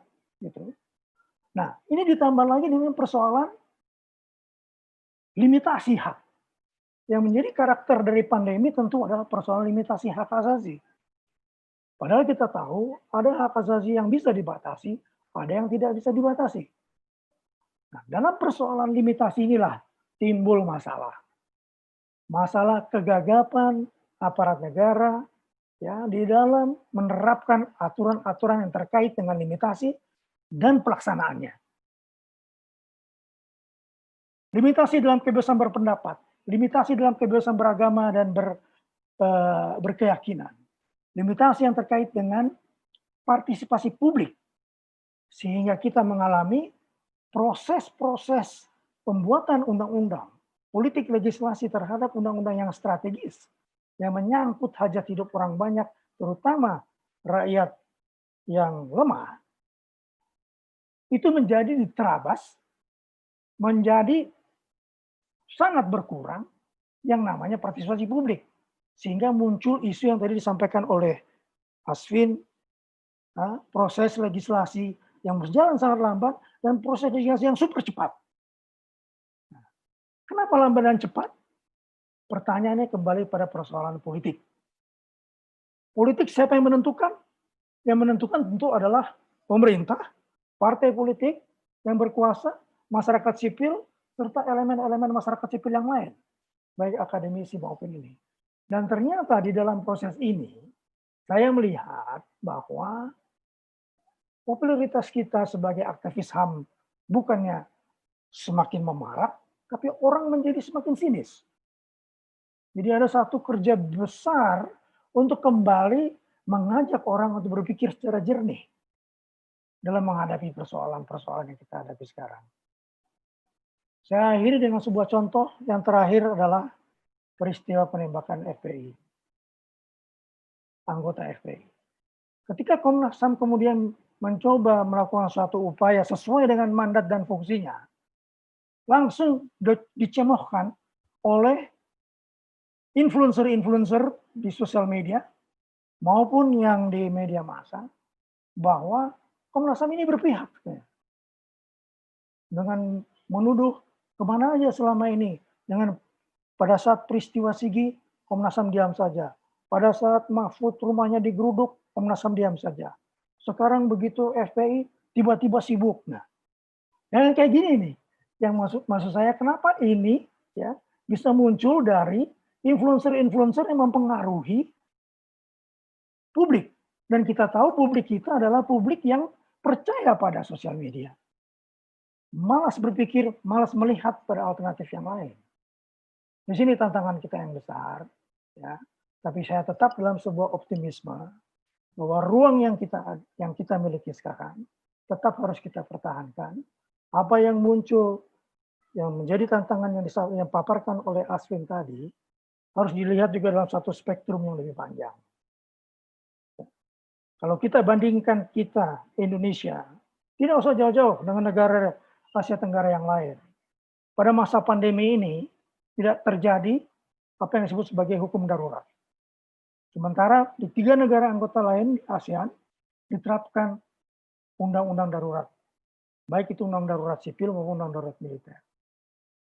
Bahkan situasi menjadi sangat buruk kalau kita melihat dalam konteks Filipina. Masa sebelum pandemi sudah ada apa yang disebut sebagai extrajudicial killings dalam konteks perang melawan narkoba. Situasi itu menjadi diperburuk dengan adanya pandemi. Nah, kalau kita melihat dengan perbandingan seperti ini, mudah-mudahan ini bisa membantu kita melihat masalah secara proporsional. Tetap optimisme harus tetap kita tanamkan dengan kepercayaan pada apa yang kita kerjakan, dan semakin terbuka dan semakin melibatkan berbagai macam elemen yang ada dalam masyarakat. Saya kira itu aja. Terima kasih. Baik, terima kasih banyak atas penjelasannya Pak Raffendi, sangat detail dan jelas sekali. Kita tahu bahwa sebelum pandemi ternyata sudah terjadi pelunturan nilai-nilai HAM itu sendiri. Dan setelah terjadi pandemi, ini menimbulkan masalah lebih besar lagi, termasuk dengan meningkatnya angka kemiskinan, begitu, dan adanya pembatasan hak. Tapi bukankah memang ada batasan-batasan dalam menggunakan hak itu sendiri ya Pak? Itu personal pertanyaan dari moderator. Kemudian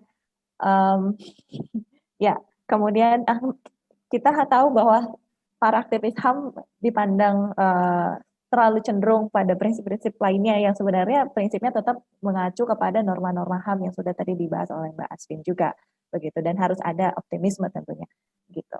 Dan pada tingkat tertentu yang kita tahu di skala global sudah ada masalah, di skala regional juga ada masalah. Jadi mungkin negosiasi yang dilakukan akan lebih sulit lagi. Nah, mungkin bisa Pak Asvin jelaskan bagaimana mencari solusi terbaiknya untuk bisa menegosiasikan isu HAM ini, karena kita tahu bahwa dari dulu sampai sekarang isu HAM itu terus berkembang ya, dari penembakan, kerusuhan di Poso, bahkan di Papua dan sebagainya, itu juga masih hangat di kalangan kita, begitu. Nah, kemudian itu saja dari saya. Kita langsung buka sesi tanya jawab kepada para peserta di sini yang ingin menanyakan pertanyaan kepada narasumber. Dipersilakan untuk memberikan pertanyaannya di kolom chat. Kita tunggu 2-3 menit. Apakah ada pertanyaan? Ya, sepertinya belum ada ya. Oke, saya izin bertanya selaku moderator di sini, boleh ya, Bapak Raffendi, Mbak Asvin, dan Bang Papang. Saya ingin tahu sebenarnya hal konkret apa yang perlu dilakukan untuk menyelesaikan persoalan HAM, baik itu persoalan HAM berat ataupun ringan di masa lalu dan sekarang. Apakah perlu sebenarnya kita menerbitkan Kepres Pengadilan HAM, kasus penghilangan dan sebagainya? Mungkin ini agak sedikit bergeser dari COVID-19 ya, mungkin bisa ditanggapin ya. Dimulai dari Bang Papang. Oke, terima kasih Rizky. Sebetulnya banyak ya inisiatif untuk memperkuat perlindungan hak asasi manusia. Yang pertama, ada yang memilih dengan cara melakukan kegiatan yang menurut komunitas hak asasi disebut sebagai kegiatan promosi. Promosi ini artinya ada 2, itu dia menciptakan satu standar setting terhadap satu isu HAM. Misalnya apa? Misalnya setelah 72 tahun dari DUHAM itu kalau kita baca literal misalnya tidak ditemukan tuh hak atas air dalam dokumen HAM manapun. Adanya hak atas pangan, tapi akhirnya karena kewenangan dari badan-badan HAM itu juga untuk menafsirkan ulang, itu mereka bikin standar setting, dikenal dengan right to water. Nah, yang terakhir, hak yang setahu saya baru lahir di Desember 2019 adalah hak untuk menghirup udara bersih. Dibuat oleh riset yang dilakukan oleh pelapor khusus tentang hak atas kesehatan dan lingkungan, atau lingkungan yang sehat. Nah, di saat yang bersamaan, sebelumnya tuh, sebelum hak itu lahir, kawan-kawan di LBH Jakarta dan beberapa organisasi lingkungan lainnya itu menggugat, kalau nggak salah menggugat beberapa pihak di Jakarta soal polusi di Jakarta. Nah, beberapa bulan lalu, menariknya adalah pelapor khusus ini, dia mempromosikan kategori hak baru, itu melakukan intervensi lewat menyampaikan satu briefing. Kalau bahasanya mungkin amicus curiae. Jadi memberikan pendapat dari expert yang kredibel terhadap satu isu. Jadi itu kegiatan promosi, standar setting. Komnas HAM setahu saya lagi menggarap beberapa standar setting untuk isu-isu prioritas, itu juga bisa didukung, dan saya kira Iluni UI mulai aktif untuk bisa berkontribusi, kalau menurut saya, karena tadi salah satu hak penting di dalam DUHAM kan hak berpolitik. Berpolitik itu bukan jadi anggota partai, memilih atau mencoblos perwakilan kita, mencoblos presiden, atau menjadi anggota DPR, tapi juga berpartisipasi dalam urusan kenegaraan, termasuk tadi standar setting. Kalau ada undang-undang, ada diskusi soal rancangan undang-undang, kita bisa terlibat. Itu kegiatan promosi. Kegiatan promosi lainnya juga dilakukan oleh, kebetulan saya ada beberapa terlibat, satu inisiatif dari NGO soal reformasi hukum yang banyak dipegang juga oleh alumni dari FHUI, yaitu lembaga namanya LEIP. Saya lupa singkatannya. Mereka dalam beberapa bulan ini sangat agresif bekerja sama dengan pihak Mahkamah Agung, dengan Diklat khususnya, dengan melakukan pelatihan-pelatihan HAM buat hakim senior dan bahkan buat calon hakim. Setahun terakhir saya terlibat, sempat offline juga beberapa kali di Pusdiklat Megamendungnya MA untuk bikin pelatihan HAM dengan kurikulum yang kita rancang dari pihak NGO, tapi dimasukkan dalam kurikulum rekrutmen calon hakim yang isinya berapa? 8 ribuan gitu. Jadi berbulan-bulan itu ya.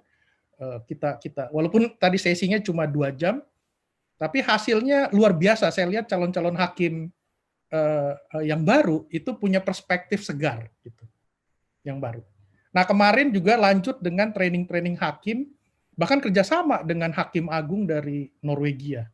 Dan saya lihat responnya hakim-hakim itu cukup baik, paling tidak pemahaman mereka meningkat. Walaupun ketika diskusi dengan hakim-hakim itu kadang-kadang bukan cuma knowledge mereka yang menentukan putusan, tapi ada juga dari mereka secara psikologis terganggu kalau diancam, ruang sidangnya dipenuhi oleh massa segala macam. Jadi pertimbangan rasional, legal rasional kadang-kadang bisa dikesampingkan dengan tekanan-tekanan tadi. Tapi paling enggak ada itu pelatihan. Terakhir saya dengan Komnas HAM melatih anggota Densus tuh dari hampir seluruh Polda. Dan saya temukan ada hal-hal menarik, misalnya dalam Densus, setelah pelatihan itu mereka baru sadar ya, kalau ada tersangka teroris, itu sudah dibekuk, dan biasa polisi kita kan main tabok dulu, main pukul segala macam. Nah, di kepala mereka, walaupun kita sudah mengharamkan namanya praktek penyiksaan menurut konvensi anti penyiksaan, itu di kepala mereka adalah kalau orang itu dipukulin atau dikerasin gitu ya, itu kalau nggak sampai mati bagi mereka bukan penyiksaan. Itu menarik, saya pikir ini cara pandangnya yang luar biasa, ini kacaunya gitu kan. Jadi kadang-kadang pelatihan-pelatihan itu penting. Saya sempat diskusi dengan komandan operasi militer di Aceh, Bambang Darmono gitu ya.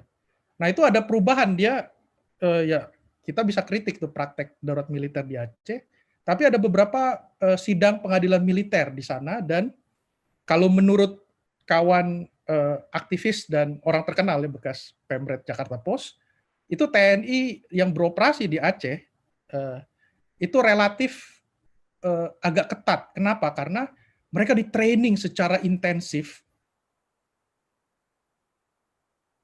mengenai hukum humaniter gitu oleh banyak pihak termasuk ICRC. Nah kadang-kadang training itu penting, tapi lagi-lagi training itu kalau nggak dilengkapi dengan perubahan sistem akuntabilitas misalnya. Selama saya training polisi itu mereka paham itu ada penggunaan perkap penggunaan kekuatan, Tapi sejauh ada kelemahan struktural di mana dugaan pelanggaran HAM yang dilakukan oleh polisi masih diproses secara internal, dan menurut instrumen HAM yang kita ratifikasi itu nggak boleh harusnya. Apalagi untuk kejahatan HAM yang serius, penyiksaan, ada korban mati gitu ya, itu harus diinvestigasi oleh pihak independen. Nah, kadang-kadang untuk bisa mendorong polisi tadi untuk ke jalan yang benar menurut perspektif HAM, kita perlu organisasi-organisasi yang cerewet, kayak Asvin, kayak Kontras dulu saya. Ada, kalau HRWG, dia mendokumentasikan itu dari kerja jaringannya, dibawa ke Jenewa. Di Jenewa dijadikan bahan masukan oleh komite-komite HAM, dan disampaikan ke pemerintah. Orang menuduh kita menjual negara, enggak. Kita menjalankan mandat pasal 7 dari Undang-Undang nomor 39 tahun 99 tentang hak asasi manusia. Setiap warga negara Indonesia berhak menggunakan mekanisme HAM internasional di mana Indonesia ada, gitu. Jadi kita punya hak. Nah, itu salah satu caranya. Nah, ada cara lain khususnya di kalangan akademik. Itu saya lihat banyak dosen-dosen atau akademisi muda itu membentuk program studi tentang hak asasi manusia di kampus masing-masing. Dan lebih lagi mereka membentuk satu asosiasi dosen-dosen atau pengajar hak asasi manusia. Teman-teman saya dulu yang badannya separuh-separuh, ada di NGO, ada yang di akademik, tapi kemudian hijrah ke kampus, itu bentuk yang namanya Sepaham. Nah, Sepaham ini saya lihat sangat produktif. Mereka bikin amikus di persidangan-persidangan. Ada persidangan makar di tahanan politik Papua, ada persidangan apalagi kebebasan berekspresi Undang-Undang ITE, tahu saya ya. Atau yang lainnya mungkin banyak gitu ya. Dan ternyata hakim yang membaca itu kadang-kadang tergerak. Untuk kasus makar misalnya, ini kayak kasus penodaan agama. Begitu diadilin 95% ke atas, terdakwa pasti bersalah. Karena tekanan politik luar biasa untuk isu itu. Kejahatan terhadap agama, kejahatan terhadap negara. Tapi dengan adanya amikus tadi, dan saya ingat kalau nggak salah BEM UI juga submisi ya, untuk yang di Balikpapan itu terhadap berapa? 8 atau 9 tahanan politik Papua, itu hakim yang nggak paham HAM ketika baca dari amikus itu tergerak. Nah, saya lihat, saya monitoring nih kasus-kasus makar untuk orang-orang Papua dan orang Ambon, itu terlihat 10 tahun yang lalu hukuman mereka berat-berat karena kejahatan terhadap negara kan dianggap kejahatan serius tuh, narkoba, makar, kemudian terorisme gitu ya, itu parah-parah itu. Hukumannya 10 tahun ke atas, ada yang seumur hidup. Tapi yang sekarang itu maksimal 2 tahun kalau nggak salah, sekitar 2 tahun lah. Jadi ya kita juga mengecam, mereka harusnya nggak boleh divonis karena pasalnya bermasalah. Tapi dengan adanya inisiatif-inisiatif tadi, itu ada perubahan sedikit gitu. Jadi hakim tidak bisa terlalu jelek dilihat oleh komunitas yang mengerti hukum, menjatuhkan vonis gitu. Jadi sebetulnya banyak cara, termasuk dulu saya selalu rapat di LBH Jakarta ya. Kalau ada peringatan Hari HAM, ada koalisi namanya Koper HAM. Setiap tanggal 10 Desember turun ke jalan. Tahun lalu persis saya jalan sama Asvin tuh. Dari patung kuda sampai ke depan istana. Itu juga jadi salah satu cara gitu untuk bikin perubahan. Nah, yang penting kita jangan mencari orang, kadang-kadang bisa berbeda ya, jangan cari musuh, tapi carilah sekutu, walaupun sekutunya juga kadang-kadang taktis atau apa gitu. Jadi menurut saya banyak jalan menuju penegakan HAM dan dipilih caranya masing-masing. Kadang-kadang dulu saya ingat sama Pak Raffendi sekitar 2009 ya. Waktu itu prosesnya Indonesia itu di garda depan untuk membentuk satu mekanisme dalam tanda kutip HAM regional ASEAN. Itu dimulainya dari mana? Dari bakul kopi. Kita ngopi-ngopi tuh sama pihak Kemlu untuk nyusun TOR. Itu bisa setahun, 2 tahun kalau nggak salah ya Pak Raffendi ya. Dan itu jadi gitu. Untungnya setelah jadi Pak Raffendi jadi komisioner ya, karena dia termasuk menggawangi bukan cuma dipilih jadi komisioner, tapi pembahasan draft regional juga terlibat. Untungnya Asfinawati, YLBHI, anggota dari satu regionalisme organisasi HAM. Ada yang namanya Forum Asia, tapi juga banyak yang lain. Itu banyak cara gitu menurut saya untuk bisa bikin perubahan. Nah, yang terakhir UI, tapi ini mungkin imajinasinya terlalu canggih. Selain UI, saya punya alma mater namanya University of Essex. Lulusannya program HAM itu bangga, kita sebut Essex Mafia. Kenapa? Karena alumninya pasti terjun ke dunia HAM secara praktis. Kalau nggak jadi pegawai HAM di PBB, organisasi HAM internasional, atau NGO HAM terdepan di negaranya. Nah, baru-baru ini, si Essex University itu bersama dengan Amnesty International dan beberapa lembaga think tank lainnya, dapat penghargaan inovatif riset secara global. Kenapa? Karena mereka menyumbang satu teknik baru dalam meriset HAM, yaitu dengan menggunakan foto-foto dan image satelit untuk bisa menentukan suatu pelanggaran HAM atau kejahatan perang di Syria itu terbukti. Tapi kemudian juga teknik yang sama digunakan di Myanmar. Ketika ada pengusiran paksa terhadap minoritas Rohingya Muslim, itu kampung-kampungnya dibakar dan bisa dilihat dari satelit, image satelit gitu. Jadi inovasi-inovasi ini ada. Saya kira di Indonesia ada mulai kawan-kawan jurnalis investigatif di Tempo punya kemampuan. Nah, kita yang di kampus coba pikirkan untuk menggunakan, dan saya juga lagi tertarik karena saya old school nih, istilahnya gaptek gitu ya, gagap teknologi. Jadi ada metode riset yang kita nggak perlu datang ke tempat itu, tapi bisa secara saintifik terbukti.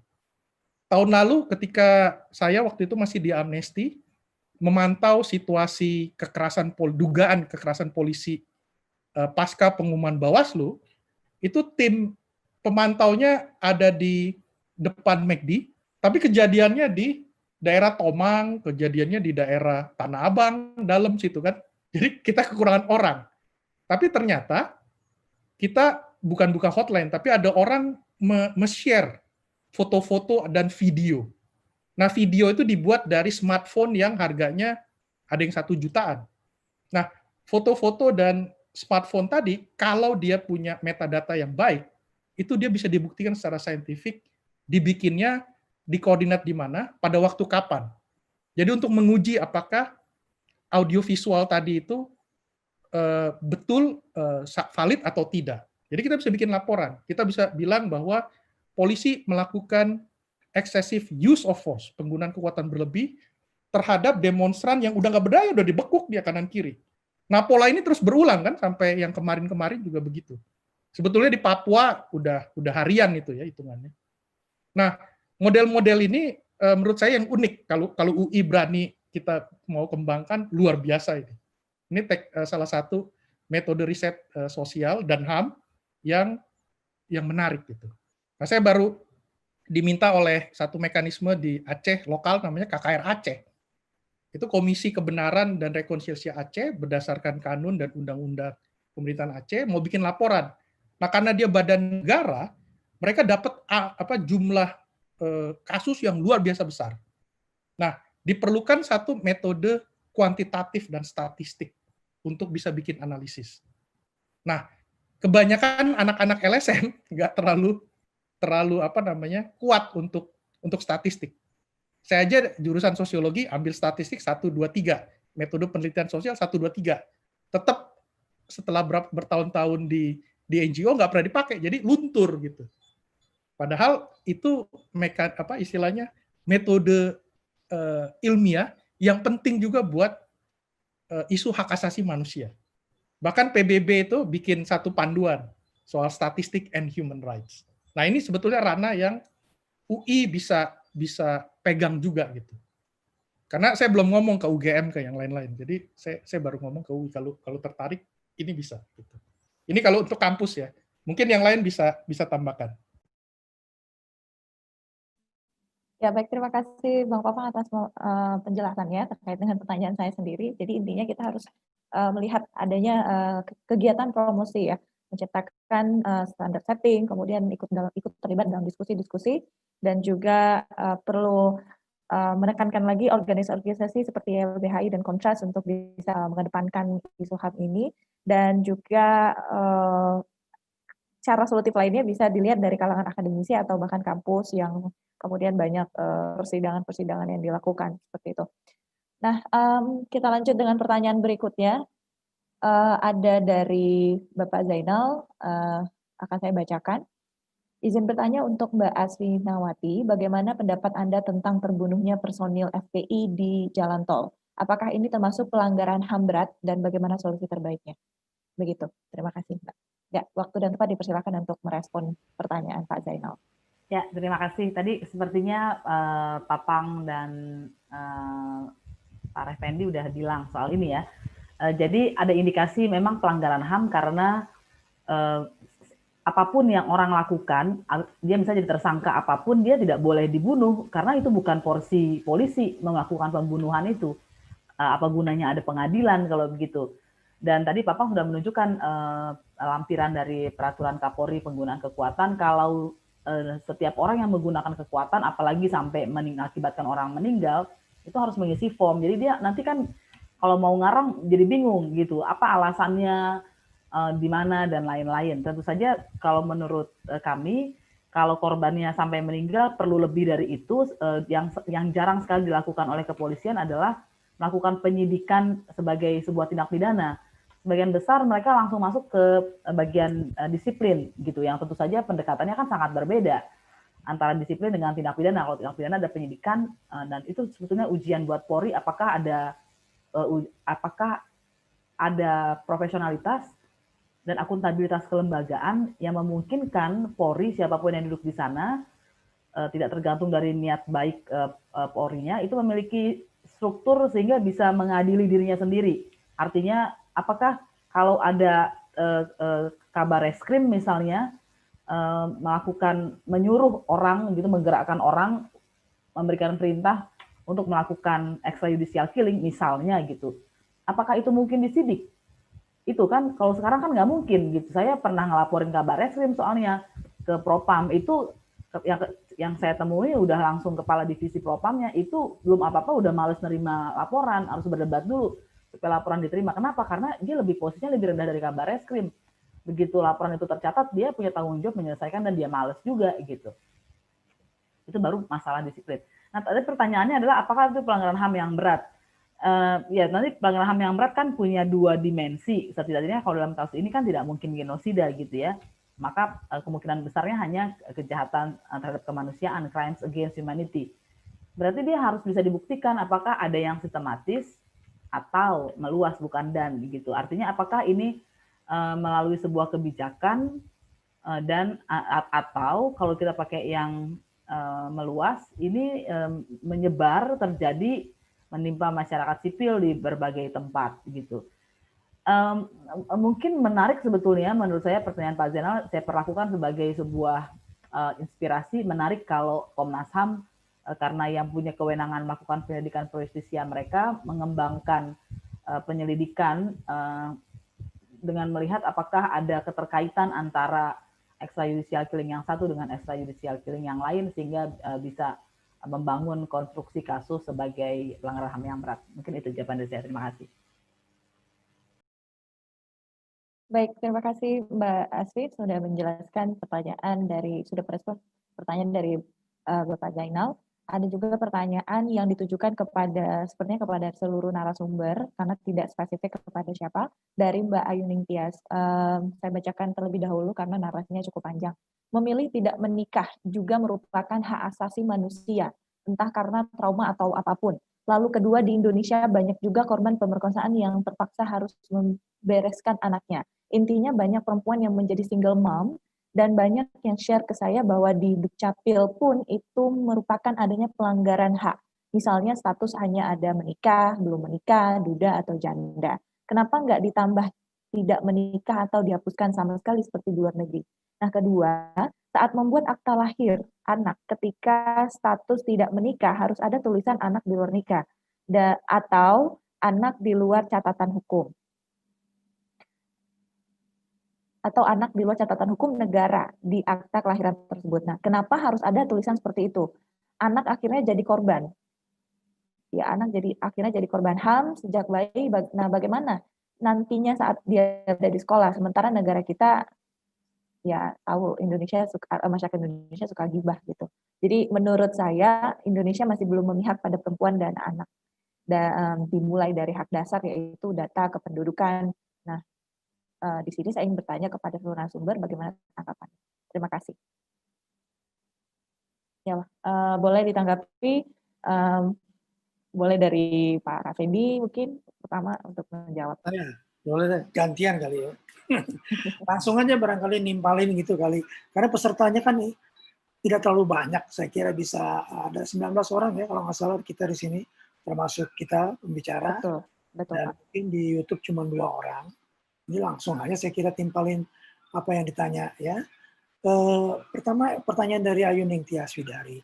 Jadi udah benar apa yang tadi Ayuning Tias bilang bahwa hak asasi manusia, hak untuk menikah atau tidak menikah adalah hak asasi manusia. Betul sekali. Walaupun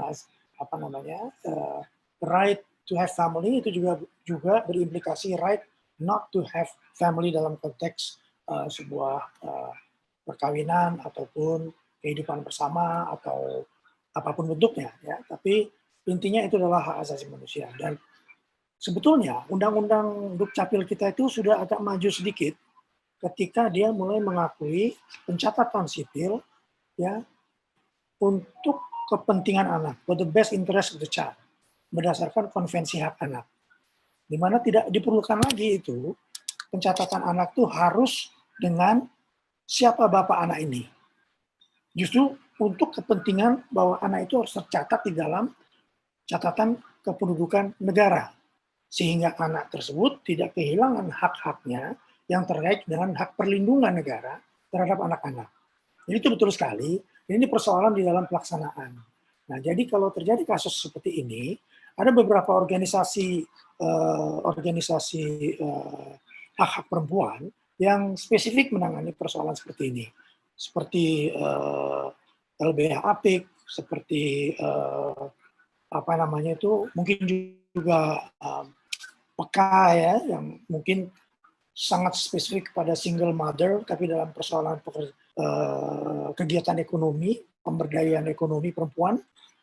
Kemudian tentu ada Komnas Perempuan, walaupun Komnas Perempuan tidak bisa menangani langsung, dia hanya memberikan apa yang disebut sebagai rujukan, tapi Komnas Perempuan bisa langsung memberikan rujukan di daerah mana bisa dilakukan pengaduan terhadap kasus seperti ini.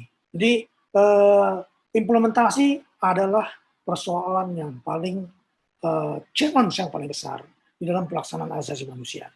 Karena Indonesia adalah negara besar dengan lebih daripada 500 kabupaten kota, setiap pejabat kabupaten kota termasuk Dukcapilnya seharusnya memahami prinsip-prinsip dari Undang-Undang Dukcapil yang saya katakan tadi the best interest of the child.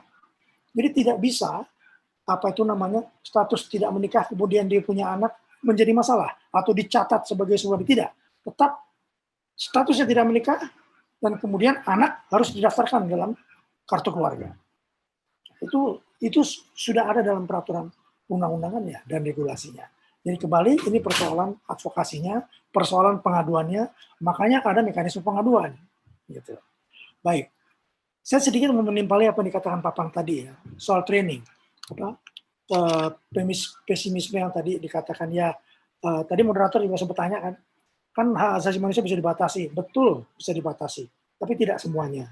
Jadi ada apa yang disebut sebagai non-derigible rights, ada hak-hak yang tidak bisa dibatasi dalam situasi apapun, baik itu situasi perang sekalipun. Ada sekitar 7-8 hak asasi manusia, termasuk soal kebebasan berpikir dan beragama. Itu adalah kebebasan dari penyiksaan, adalah non-derigible right yang tidak bisa dicabut hak tersebut.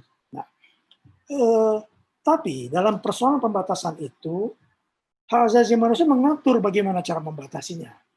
Mengatur, ada prinsipnya, harus necessity-nya jelas, harus proporsional. Necessity itu artinya apa? Hal ini bisa dibaca nanti dalam satu referensi yang dibuat laporan mengenai pelanggaran kebebasan beragama pada tahun 2020 YLBI juga ikut ya, Asvin juga ikut menulis di situ bersama-sama ICRS. Saya kira itu bagus dia menjelaskan apa arti proporsional, apa arti necessity, apa arti akuntabilitas. Ya.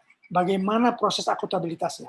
Nah, bahkan menilai sekarang pembatasan yang dibuat dalam pembatasan asasi manusia itu level undang-undangnya, level pengaturannya harus di level undang-undang. Tidak bisa diatur oleh keputusan menteri, apalagi Menteri Kominfo misalnya, yang melakukan satu tindakan untuk melakukan lockdown internet, ya. Jadi banyak hal-hal yang sifatnya masih sangat arbitrary atau ad hoc dan tidak konsisten dengan prinsip yang sudah diatur di dalam berbagai macam aturan asasi manusia yang cukup detail. Ini yang saya bilang tadi, kegagapan aparat negara di dalam penerapan pembatasan-pembatasan hak dalam situasi darurat, termasuk darurat kesehatan. Nah, Komnas HAM itu sudah melakukan upaya-upaya untuk membuat semacam guideline atau patokan. Dia sudah mulai dengan guideline pelaksanaan kebebasan beragama itu untuk semua aparat negara, untuk dipahami oleh stakeholders, pemangku kepentingan, ya, bagaimana pembatasan itu bisa dilakukan. Nah, sekarang sedang dalam proses pembatasan yang terkait dengan freedom of expression and opinion. Itu saya kira proses yang bisa kita lakukan bersama. Jadi banyak seperti Pak Pang bilang, saya setuju bahwa banyak yang bisa kita lakukan, banyak yang bisa ILUNI lakukan, yang tadi bisa memperkuat dalam persoalan scientific research, ya, kalau ILUNI punya kegiatan FGD seperti ini, kemudian bisa berkontribusi pada sebuah proses riset, ya, saya kira itu satu hal yang positif terkait dengan scientific research untuk data-data asasi manusia. Dan kemudian terakhir yang mau saya katakan apa ya, soal training. Ini soal Papang ya. Papang tadi mengatakan training itu udah di level polisi, jadi Papang udah training polisi, udah training hakim. Ya, ada hal-hal yang positif, ada hal-hal yang mengejutkan, ya, mengagetkan. Kok begitu mindset dari seorang aparat penegak hukum di level pemberantasan terorisme misalnya, sehingga praktek penyiksaan itu bisa berlangsung terus, terjadi terus. Indonesia meratifikasi konvensi anti penyiksaan itu sudah 22 tahun. Pada tahun 98. Jadi bayangkan sudah 22 tahun ya. Kita punya undang-undang apa namanya? Criminal Code itu KUHP itu masih belum merevisi definisi penyiksaan sesuai dengan apa yang ada di dalam konvensi anti penyiksaan. Jadi kembali ini adalah persoalan politik, proses politik yang harus diperjuangkan di dalam proses legislasi. Lama kita memperjuangkan persoalan konvensi anti penyiksaan ini untuk dilaksanakan. Sampai sekarang masih belum. Revisi KUHP yang kemarin menjadi sebuah isu nasional pada tahun lalu, karena memang KUHP itu cakupannya sangat luas. Ya. Jadi memang ketika dia tertunda, maka hal-hal yang sifatnya sudah maju jadi tertunda juga gitu. Baik itu soal hukuman mati, baik itu soal penyiksaan, ya. Sehingga pernah ada ide harusnya undang-undang anti penyiksaan itu dibuat sebagai undang-undang yang berdiri sendiri, terlepas dari ini. Nah, wacana itu pernah ada, tapi tidak berhasil untuk meyakinkan pihak pemerintah maupun pihak legislasi, ya, dalam hal ini DPR. Nah, inilah saya kira medan perangnya adalah memang di level politik. Nah, di level politik ini, politik parlementarian, politik di pemerintahan, dan politik di luar yang disebut sebagai kelompok kepentingan dan lain sebagainya. Nah, ini saya kira banyak yang bisa dikerjakan dalam berbagai level sesuai dengan keahlian masing-masing. Itu aja. Terima kasih. Baik, terima kasih Pak Raffendi atas responnya. Mungkin ada yang ingin merespon dari narasumber lainnya, Mbak Asvin atau Bang Papang, dengan singkat saja. Ya. Saya sepakat tadi kalau untuk pertanyaan Mbak Ayu terhadap Pak Raffendi sama persis, tapi bisa dicek juga nanti di rekomendasi yang diberikan oleh Komite Hak-Hak Anak. Jangan-jangan isu ini sudah pernah dibahas. Dan ketika Indonesia sudah meratifikasi satu instrumen HAM, dia kan punya komitmen untuk mengimplementasikan, termasuk rekomendasi yang diberikan oleh Komite HAM itu. Walaupun tidak mengikat betul secara hukum, tapi secara politik harusnya dia terikat gitu ya. Nah, saya lupa ada tambahkan satu lagi, kalau UI sebagai institusi akademik, saya kira karena tadi ya, karena betul kata Pak Raffendi, sebetulnya evolusi gerakan hak asasi manusia yang berujung pada reformasi legislasi dan institusi itu sebetulnya agak muda, baru 1998. Sebelumnya agak diharamkan itu HAM itu. Nah, itu jadi juga merembet pada pengembangan studi soal hak asasi manusia di kampus-kampus. Jadi kalau di UI saya nggak tahu ada berapa banyak mata kuliah khusus soal hak asasi manusia. Karena hak asasi manusia itu cuma satu tema, tapi kalau dijadiin mata kuliah ada 100. Ada hukum perang, ada hukum HAM biasa, ada hukum refugee, hak anak, ekosok, segala macam. Itu tentu saja luar biasa. Tapi ya untuk sampai ke situ mungkin perlu evolusi bertahun-tahun lagi, dan UI perlu cari apa istilahnya partner institusi dari luar yang pengalaman untuk bisa. Setahu saya di Asia Tenggara baru satu kampus ya di Thailand, yaitu Mahidol kan, yang punya studi HAM agak ketat gitu. Mungkin sekarang saya salah. Nah, tapi yang saya ajukan adalah ada kemerosotan dari pengambilan kebijakan di saat ini, di mana mereka mengabaikan prinsip evidence-based decision making. Saya kira itu nggak perlu ngomong HAM, nggak perlu ngomong yang lain, itu menurut saya wajib diperjuangkan oleh akademisi. Kenapa? Karena kita kan sebagai komunitas akademik, UI khususnya, ada apa? Tridharma itu perguruan tinggi kan. Ilmu bukan untuk ilmu, tapi ilmu untuk pengabdian ke masyarakat. Nah, evidence base ini bukan cuma untuk urusan HAM atau yang lain, itu dalam kondisi agak kritis. Para pengambil kebijakan di pemerintah maupun parlemen itu mengabaikan. Kemarin tuh ada rancangan RUU pelarangan miras misalnya diajukan oleh satu anggota DPR yang bikin masalah itu, dia waktu jadi wali kota di Banda Aceh itu kan. Nah, itu kalau dibelejetin nggak ada datanya. Indonesia nggak urgent. Udah ada banyak sekali kebijakan membatasi peredaran miras. Karena nggak mungkin miras itu bisa dibatasin. Secara kultural ada gitu kan. Di beberapa agama itu digunakan miras sebagai upacara. Terus kedua, ternyata Indonesia bukan negara pengkonsumsi miras terbesar gitu. Walaupun saya mungkin angkanya 10 kali lipat di atas angka nasional gitu ya. Dan kalau miras itu dihapuskan, sebetulnya bahaya yang lebih tinggi itu ada di rokok. Misalnya yang begitu-begitu, logika evidence base-nya mana gitu. Nah, menurut saya UI nggak usah pakai belaga-belaga genit HAM lah, tapi kita proyek untuk mempromosikan evidence based policy itu, policy making itu menurut saya sudah cukup untuk bersinergi dengan gerakan hak asasi manusia di Indonesia. Karena yang kita hadapin ini kayaknya bigot-bigotnya, bumi datar segala macam. Jadi itu dulu gitu, baru kita bisa ngomong HAM yang lebih detail. Apa itu hak untuk menghirup udara bersih segala macam. Menurut saya itu ya. Terima kasih. Ya, baik, terima kasih Bang Papang. Kemudian Mbak Asfi Nawati mungkin menambahkan sedikit saja terkait dengan pertanyaan sebelumnya. Ya. Sedikit aja. Jadi Indonesia sebetulnya negara pihak konvensi penghapusan segala bentuk diskriminasi terhadap perempuan, dan konvensi ini agak berbeda dengan yang lain karena dia menyasar juga persoalan budaya.